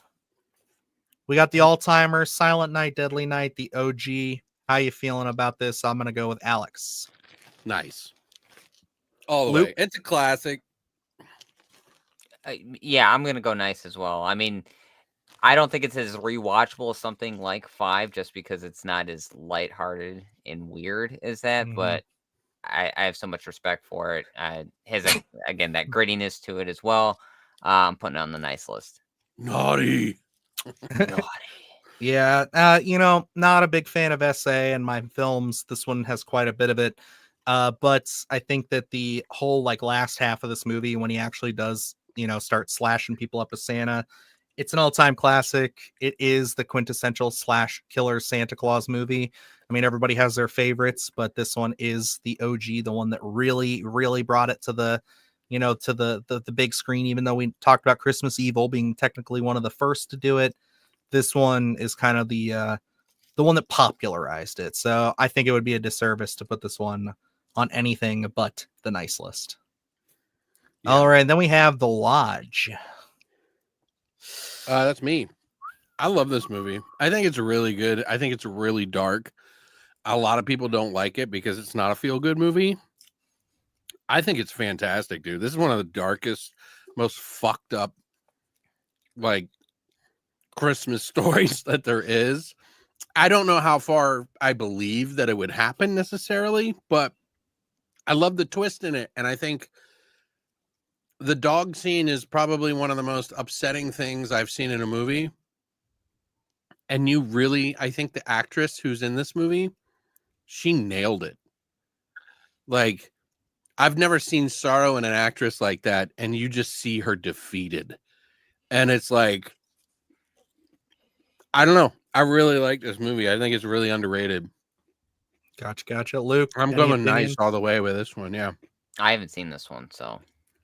This is a naughty list movie for me. I didn't like this movie. It's fucked up, dude. It's a disturbing film. Yeah, it's one of those disturbing movies I wouldn't watch again. I also just wasn't a fan of the twist. I did not care for it. I thought, okay, not only have you upset me and you pissed me off, but now you're gonna pull your punch. Like it's something where it's like, I don't know. I'm right there. We do have Russell. Wait, hang on. He hasn't seen it. Yeah, he hasn't seen it. Someone else said Cynthia said nice. Yeah, Cynthia said nice. Couple of not seen, so that's 2 nices. Luke hasn't seen it. It's a naughty. So yeah, I think we have to put it on the nice list because you got the chat and you got Alex. So I'm the only other one there. So that's got to hit the nice list, unfortunately. Do you mean host the one with the family that has the Christmas dinner? I think that's what she's talking about. Yeah. Oh my God, that has one of the most fucked up scenes in a movie. It was the king of the kill for that year. I haven't seen it yet. Oh my God, I saw it when I was researching it. It's not a great movie overall, but that scene is probably one of the best fucking windups in horror history. Like, it is so upsetting. You're just like, oh my God, what the fuck is happening right now? Like, like, it is so mean. The lodge is very mean, and that is a mean scene. I remember talking to those guys, and they were like, yeah, we really wanted to stick it to people. Jesus. All right. And then this one I know we've all seen. There's Something in the Barn. Let's go with Luke first on this one, because Luke's actually seen this. He hasn't seen the last couple. So this one, I struggle going back between mid and nice on this one. I like the elements to it. I just wish it was a little darker. I think honestly, there's only that I can think of like one actual kill that sticks out to me. I remember this being really light in terms of the kills, but I do like using like the little barn elves. I like that aspect of it. I'm gonna put this. It just squeaks onto the nice list because I think I have some fun with this one in rewatching it, but it kind of teeters. But I'm gonna put just made it onto the nice list. Okay. Alex, I'm kind of with you on that. Like it feels like it loses kind of like what it wants to be in the movie. I don't know why. It's like some of the kills there's some really cool scenes in the movie. It wasn't as funny as I wanted it to be, and it also didn't know if it wanted to be a comedy or like a serious movie. It was like leaning into the what was that movie that we liked early on? It was the Jack Frost, the Norway movie where the rare exports. It means like rare exports, but because it comes from that country. But it also tries to be an American comedy that doesn't hit it right. Like it doesn't, it doesn't. It's like the comedy isn't written really well, so it doesn't land. So I'm kind of like mid to nice on this one. The gore in it is fun. The like mean spiritedness and the elements in it are good though. And the snowmobile kill is probably one of the best. Yeah. Gotcha. I'm gonna go mid with this. Yeah, I'm kind of mid on that one too, man. So I think are we all mid on this, or Luke, did you say nice? I said it squeaks nice, but I'm totally fine with this being mid as well because it. Okay. All right. It's one you could Russell rewatch, says mid but on it's this one definitely as well. mid. Yeah. So I think we can justify a mid on this one. It's not terrible. I do agree. I think it should have went a little harder. It's kind of like if this one just had a little, I think you're right on the money with that, Alex, where it's like if this one had a little bit more like rare exports as far as the edge to it, I think it would have made up for it. They went a little bit more comedy than I think they should have. I think they were trying to get more appeal by trying to do the American thing, and it lost its essence in the process. Yeah. It's like I like Martin Starr a lot, but it's me one too. of those ones that just didn't really. His character doesn't make sense. He's like a bitch half the movie, and then not a bitch, and then like I don't know. Let's go with Killer Tree or Killer Christmas Tree. Anybody seen this one? Am I the only one who's seen this one? Yeah, I've seen it. Go ahead. Okay. Oh, for me, this is naughty. This is like one of those. This is like a MST3K kind of movie. They're gonna throw this on and just rip it to pieces. Like this is definitely not something that I could suggest to really anybody in a serious way. This is, however, Just because, obviously if our boy Stephen Lamort, who we do love, had to get his flowers for the mean one hitting that, which again, I'd put that mid, but the cards didn't fall there. We have to talk about the Blood and Honey boys, because this is one of theirs. Right. I gotta say, this is one of my things about their production company. Like, I appreciate what they're trying to do, and I think they've gotten better at it.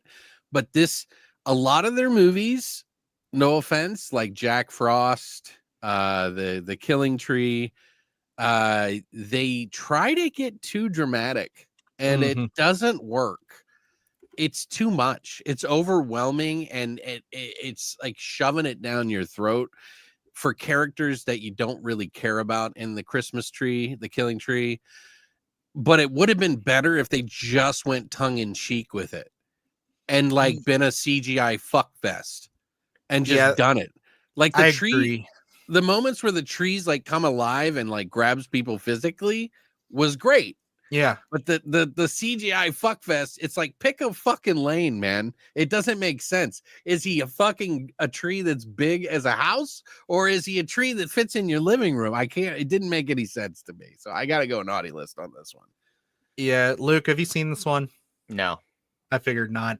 Yeah. Jack Frost isn't any better, by the way. Garbage. Yeah. Oh, man. I mean, like I said, they've gotten better, but they were pumping out it seems like a factory. Like they're like, okay, we've got concept, put this and shove it out. And unfortunately, I'm not saying that I'm not trying to be dicks, because they are nice guys. But I really think that they've gotten better, and I think they're taking more time with it. I don't like factory style horror movies. You know what I mean? Like, don't put it on the conveyor belt and just pump out shit. Oh yeah. No, I feel you. Yeah, so we only got one film left to rank, folks. Killer Sofa has funny moments, though. It's actually funny. Like, it has funny moments. I know this one's an easy pick for everybody. I know we all know where this one's gonna land. What is it? And it's Black Christmas 2019, and we all know this is a nice list all the way, baby. This one certainly is going in the nice list. I don't even have to consult with you guys. We all know this is the superior Black Christmas movie. Nice joke. Yeah. All right, where are we really putting Black Christmas, boys? I haven't seen it. I'll just say this. It's definitely a naughty list movie for most people, but if I'm being fair, it's a mid. Okay. Gotcha. I am gonna say I have not seen it, so I can't really put my 2 cents in here. So is this really gonna make a mid? But most people are gonna say naughty list all the way, but I think it's just mid, and it's a never bad bothered idea to see it. The film we don't talk about naughty list. Okay. Yeah, I feel like we'd get a lot of shit if we didn't put that in naughty, but that is the naughty and nice list with the added tier from Alex of mid, which actually worked out quite good. I think so too. Yeah, because it was just made it a little easier. Yeah, it would have been a little bit. I guess it was a little too cut and dry there, but yeah, guys, there we go. That's the list. Look at that though. There's a nice list. There's a big, nice little spread. So I'm gonna download it. I'll make sure to send it to you guys. We can maybe share it on community. Bildor. Oh, Bildor. If you could be in charge of one remake, what would you choose and what would you do? Well, what a nice question to end this stream off on. Let's see. If I could do one remake, does anybody have anything that comes right off the top? I mean, Treevenge, I would do a remake of that in a full feature-length film. I would love that movie, but it would have to stay just ridiculous and gory. But yeah, a remake. I don't know. That's a tough one because there are movies I would like to pick that are shitty that could be made better over movies that are good that need to be remade. That's my caveat. That's kind of where my head's at too. Where I'm like, is there a shitty movie that I want to remake, or is there like something I feel like a franchise or something I feel like I could put my stamp on. Luke, you got any picks on there? We're talking about the ones that we've just talked about, right? That's what we're. Is that what he's referencing? I'm assuming. Let me see. Behind the Bildor. Be in charge of one remake that would. What would you choose? I think it's just like any film. I think like any horror film. Oh. Yeah, any horror film. He's saying, yeah. Oh, then, damn. Well, maybe he's not because we are doing the list. So. Well, that's what I was assuming was pertaining to the list. Any choices? Any choices, he said. Okay. That's a tough one, man, because like I wasn't on in that space. Well, for the sake of discussion, so that we're not just staring, I'm gonna say out of this list here, in terms of like a remake or something, I would love to see Jack Frost like get something like actually with Shudder, Screenbox, things like that. I think Jack Frost is something that needs its due again because that came out in the 90s. I don't think it's, in more recent horror fans scope. So I think like being able to take that film, remake it, and really get more installments out of it, I would rather enjoy that. I got one. Chud. Oh, Chud. Yes. Okay. A very dark Chud. That movie is flawed. It's got a lot of hopeful stuff in it, but it's flawed. Like I love the guy who plays the detective who's like, or not a detective. He's just the guy walking around. I love his acting in that movie, and he's silly and stupid. Like, I don't know what it is about him. He's like a bad guy, good guy sort of thing. I don't know what it is, but I think Chud, if you could do it as a creature feature, that you cut out all the dumb dialogue and stuff like that and just kind of turn it into a real horror movie where it's like people are scared to go out on the street because things are dragging them into the sewers, and you do it in a way that is not too fast but also not too slow, you know what I mean, and not CGI. It'd have to be creature feature all the way, like super fucking practical effects, and you could do some really cool shit with it. Fair. I definitely think that's a very good pick. I agree with Luke as well. I mean, personally, it's like I have a lot of ideas. I really want to lean into the bad movies that need remade, but I just can't. I think I would need to really sit down and see what would work for me. The only thing that's coming to mind that I know recently I like kind of over fantasized and wrote a bunch of stuff about was and I know it's kind of boring, so I'm sorry, but like I'd really like to take a crack at turning Pet Sematary into like a mini series, like doing like an 8-part mini series to actually get the full like scope of that book, because I listened to that early on this year for the first time, just the book itself, and got indoctrinated into the cult of, okay, now I understand why people say that the original is such a shitty movie. I didn't need to be convinced on the remake, but like, yeah, I get why people were upset, because like that is such a great book and it just has not gotten its justice. It hasn't gotten its flowers, in my opinion. Bar that, I mean, like there's movies that I think deserve, like, I don't know if I'd remake them, but I would reboot them with like sequels, like direct sequels. Like The Howling is one that I think should get a new like sequel, like a direct sequel to it. I think like that's a fine first movie that is like one I love to death, but I think it deserves better as far as the sequels go. Yeah, I mean, oh, you know what? I actually did think of this one. Madman.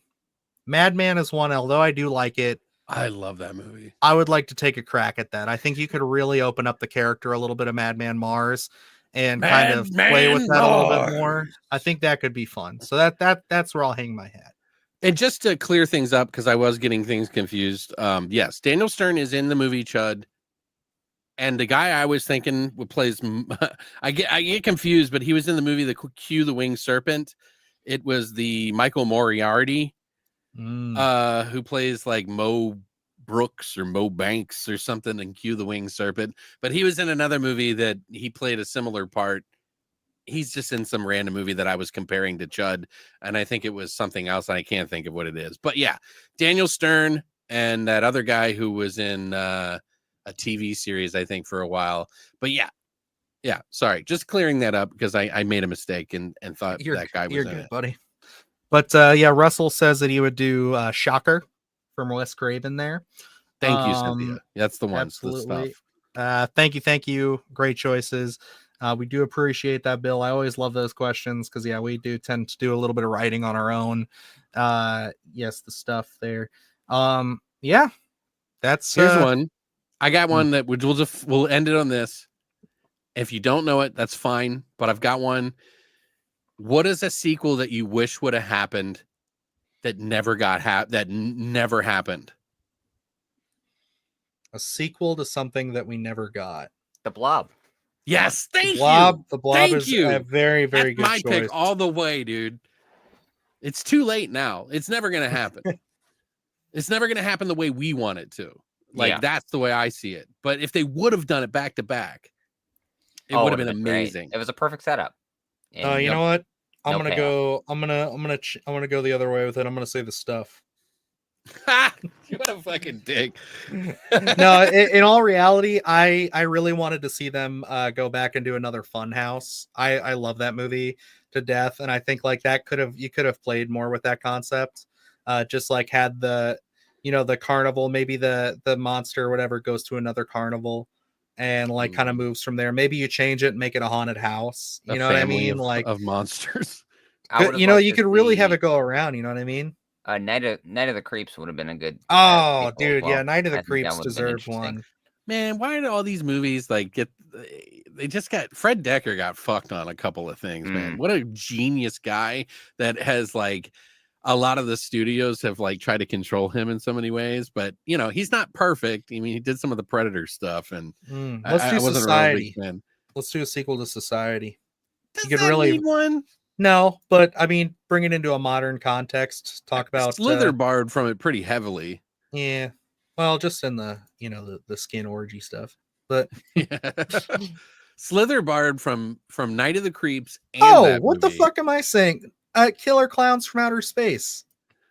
Why the fuck didn't that get a sequel? They tried. I don't think they should do it now. I know they're trying to do it, but I just feel like it's not going to be the same, dude. Let's see. Give me a Tick sequel. Make it super bloody horror, more comedy.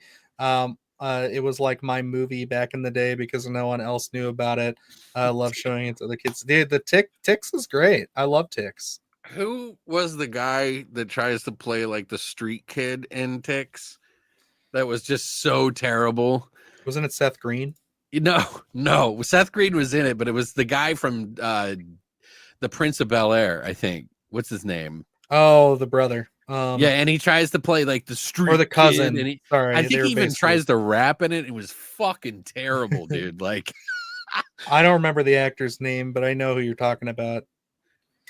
Necro will know. Carlton, yes. Carlton, yep. Fuck, man. That movie's like really cool practical effect. Howard is in that guy. What's his name? Howard, the guy that we were talking about from part 4, Silent Night, Deadly Night. Oh, yeah. The Ice Cream Man, he's also in. Howard. I was trying to. No, it's like Ron Howard's brother. It's fucking. Is it? Yeah, that's Ron Howard's brother. He was Clint? just in Terrified. Clint Howard. There you go. Oh my God, I never knew that. Yeah. Oh, you didn't know that? They're the other. I don't know why. Dude, he's in every Ron Howard movie. And the Water Boy. Yeah, that makes sense. I just never connected the two, dude. I've never thought about it. That's wild. I just remember that picture, the baby picture of Clint Howard, and some that meme that they had going around for a little while. So yeah, that's wild. I didn't know that, dude. Yeah. Yep. Oh, I got you. I've been a fan of him. I mean, shit. I just didn't know he was related. No. The last thing I'd say needs a sequel. Halloween 3. That's not Halloween 4. That would be a good continuing season of the witch. Continuing season of the witch. You don't even need to. Just continue it. I wanted to do a remake of that movie where the masks turn people into maniacs and they go around killing. That's called Halloween Ends. No. And on that note, folks, that brings us to the end of the Christmas special. Thank you so much for joining in. Oh, here we go. One more. One more. What's your opinion on versus films like Gremlins versus Critters? What's the ultimate versus? I already have an answer for this. It's one that Luke and I spitballed like 2 years ago. It's Critters versus Killer Clowns. Let's go. The Chiodo Brothers extravaganza. What do you boys got real quick? Go ahead, Luke, if you got one. No, I don't have one. I would say I would like to see Hellraiser versus Nightbreed actually done. Okay, Clive Barker universe. Yeah, I know that it seems kind of like a weird one, but if you ever read the comic, it was really good. Mm-hmm. Well, they are two different like realms that could cross over. Right. Pretty good. I like that. It was called the Jihad, by the way. That was the name of the comic book series. Oh. Let's go with Freddy Krueger versus Art the Clown. Let's get both the charismatic boys. One's silent, one's talking. I mean, they both got a lot of personality. If we're really going for gold and we can make it anyway and it would be perfect, I would love to see a Freddy versus Jason versus Ash. Oh, yeah. I would love it. But we would have to go back 10 years, 10, 15, 20 years, and then like redo it. Like, you know. Christine versus fucking Stuntman Mike. Okay. Stuntman Mike gets stuck in Christine. Luke's over it. He's ready to go to bed. He's like, I'm fucking done. He would have freaked out about that. But yeah, Blade versus Deadpool. Okay, hell yeah, hell yeah. I got 100 packages to open here. I would do it for you guys on the stream, but you know, I feel it. You're gonna have to watch guys, one of my... Bill, thank you for both your donations, sir. We appreciate it greatly. You are appreciated. Thank you so much to, of course, Necro, Russell, Cynthia, Opicus Music. I feel like I'm fucking that up. But everybody, Tracy, all of you who contributed to the list, you guys are all wonderful. Brandon was in there for a little bit. We appreciate you guys all. And if you're not following me, follow Beyond the Void Horror Podcast on Destination Station, Silhouetted, of course. Everybody, I'm trying to get to most everybody. King Natty, all of you folks. This has been wonderful. I did just want to mention, just because we kind of ran long with this, but if you guys are curious and you want to know, we'll talk more about it on the next episode once we have Evan. I feel like that's only right, but I will mention since it's up. But we do have an official channel for Beyond the Splatter Graves now. We are going to be doing like a multi-stream where it's like you're still going to be able to find it on our rotating channels. So I believe the next one is Alex's channel. So that'll be next within 2 weeks from now. So we're doing that. And then obviously that'll start the first week where we're going to kind of do that. If you want to go over, I'll drop a link in here real quick so you guys can subscribe to it. Yeah, it's we're just kind of going to use it mostly just have an aggregate for all the VODs. So if people want to find a spot where they all are instead of having to kind of jump from channel to channel, I think it just makes sense to have that. But we are going to be doing some fun stuff over there. I think as it goes along, we'll try to do a little bit of like, maybe some occasional original content over there, maybe some exclusive streams as we go along with this. I mean, it's been a lot of fun and we've been doing really well with it. And I think it's a really great community we built up here. I always look forward to these. So I hope that we can kind of give you guys a little bit more there. And yeah, maybe we'll turn it into a clips channel. Take some of the funny moments, some of the best segments, some of the best questions, turn them into clips, and we'll go from there. So that's what we have for that. Anybody else have anything? I am. Oh, okay. And then I'm going to share my link too, because there's some people in here I don't recognize. Gotcha. And you guys need to go where the gold is. I give out free bars of gold for everybody that watches my videos. But do you have anything you want to mention that's coming up, Alex, on the channel? No. I've got a really big series that I really wish I want people to see because it's like somebody sent me so many fucking movies. Literally, I have a stack of movies right here, right next to me from this person who's just been the most kind person that I've ever experienced. They've given me the energy to continue doing a lot of what I do. and put the passion back into it. And it really means a lot to me because I have what I do is haul videos, and there's a 4-part series. The first one's already up. It got buried by the algorithms. YouTube said fuck you, and it's going to be 4 parts. If you give it a chance, check it out.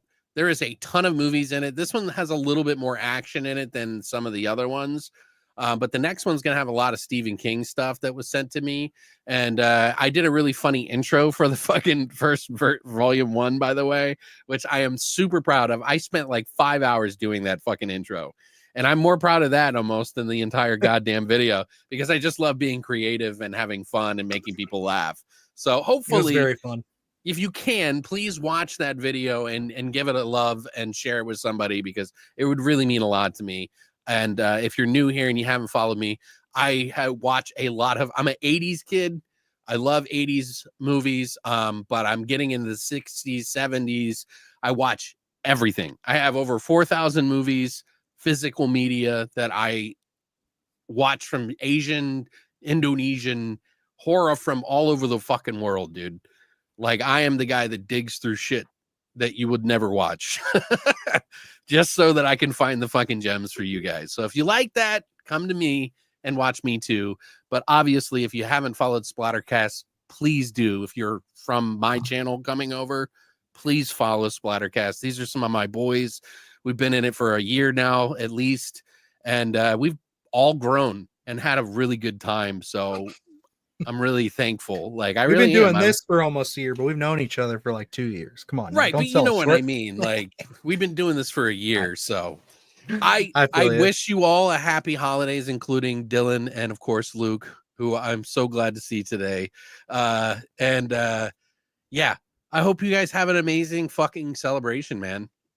Absolutely, of course. Merry Christmas to all of you. We hope you guys have a nice, safe holiday.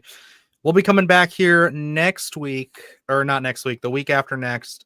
We'll be talking best films of 2024. We're going to be, of course, going, with, I think we're going to probably talk not just horror films, I think is what we kind of talked about, because we want to kind of save those. But we're going to just kind of go all across the board.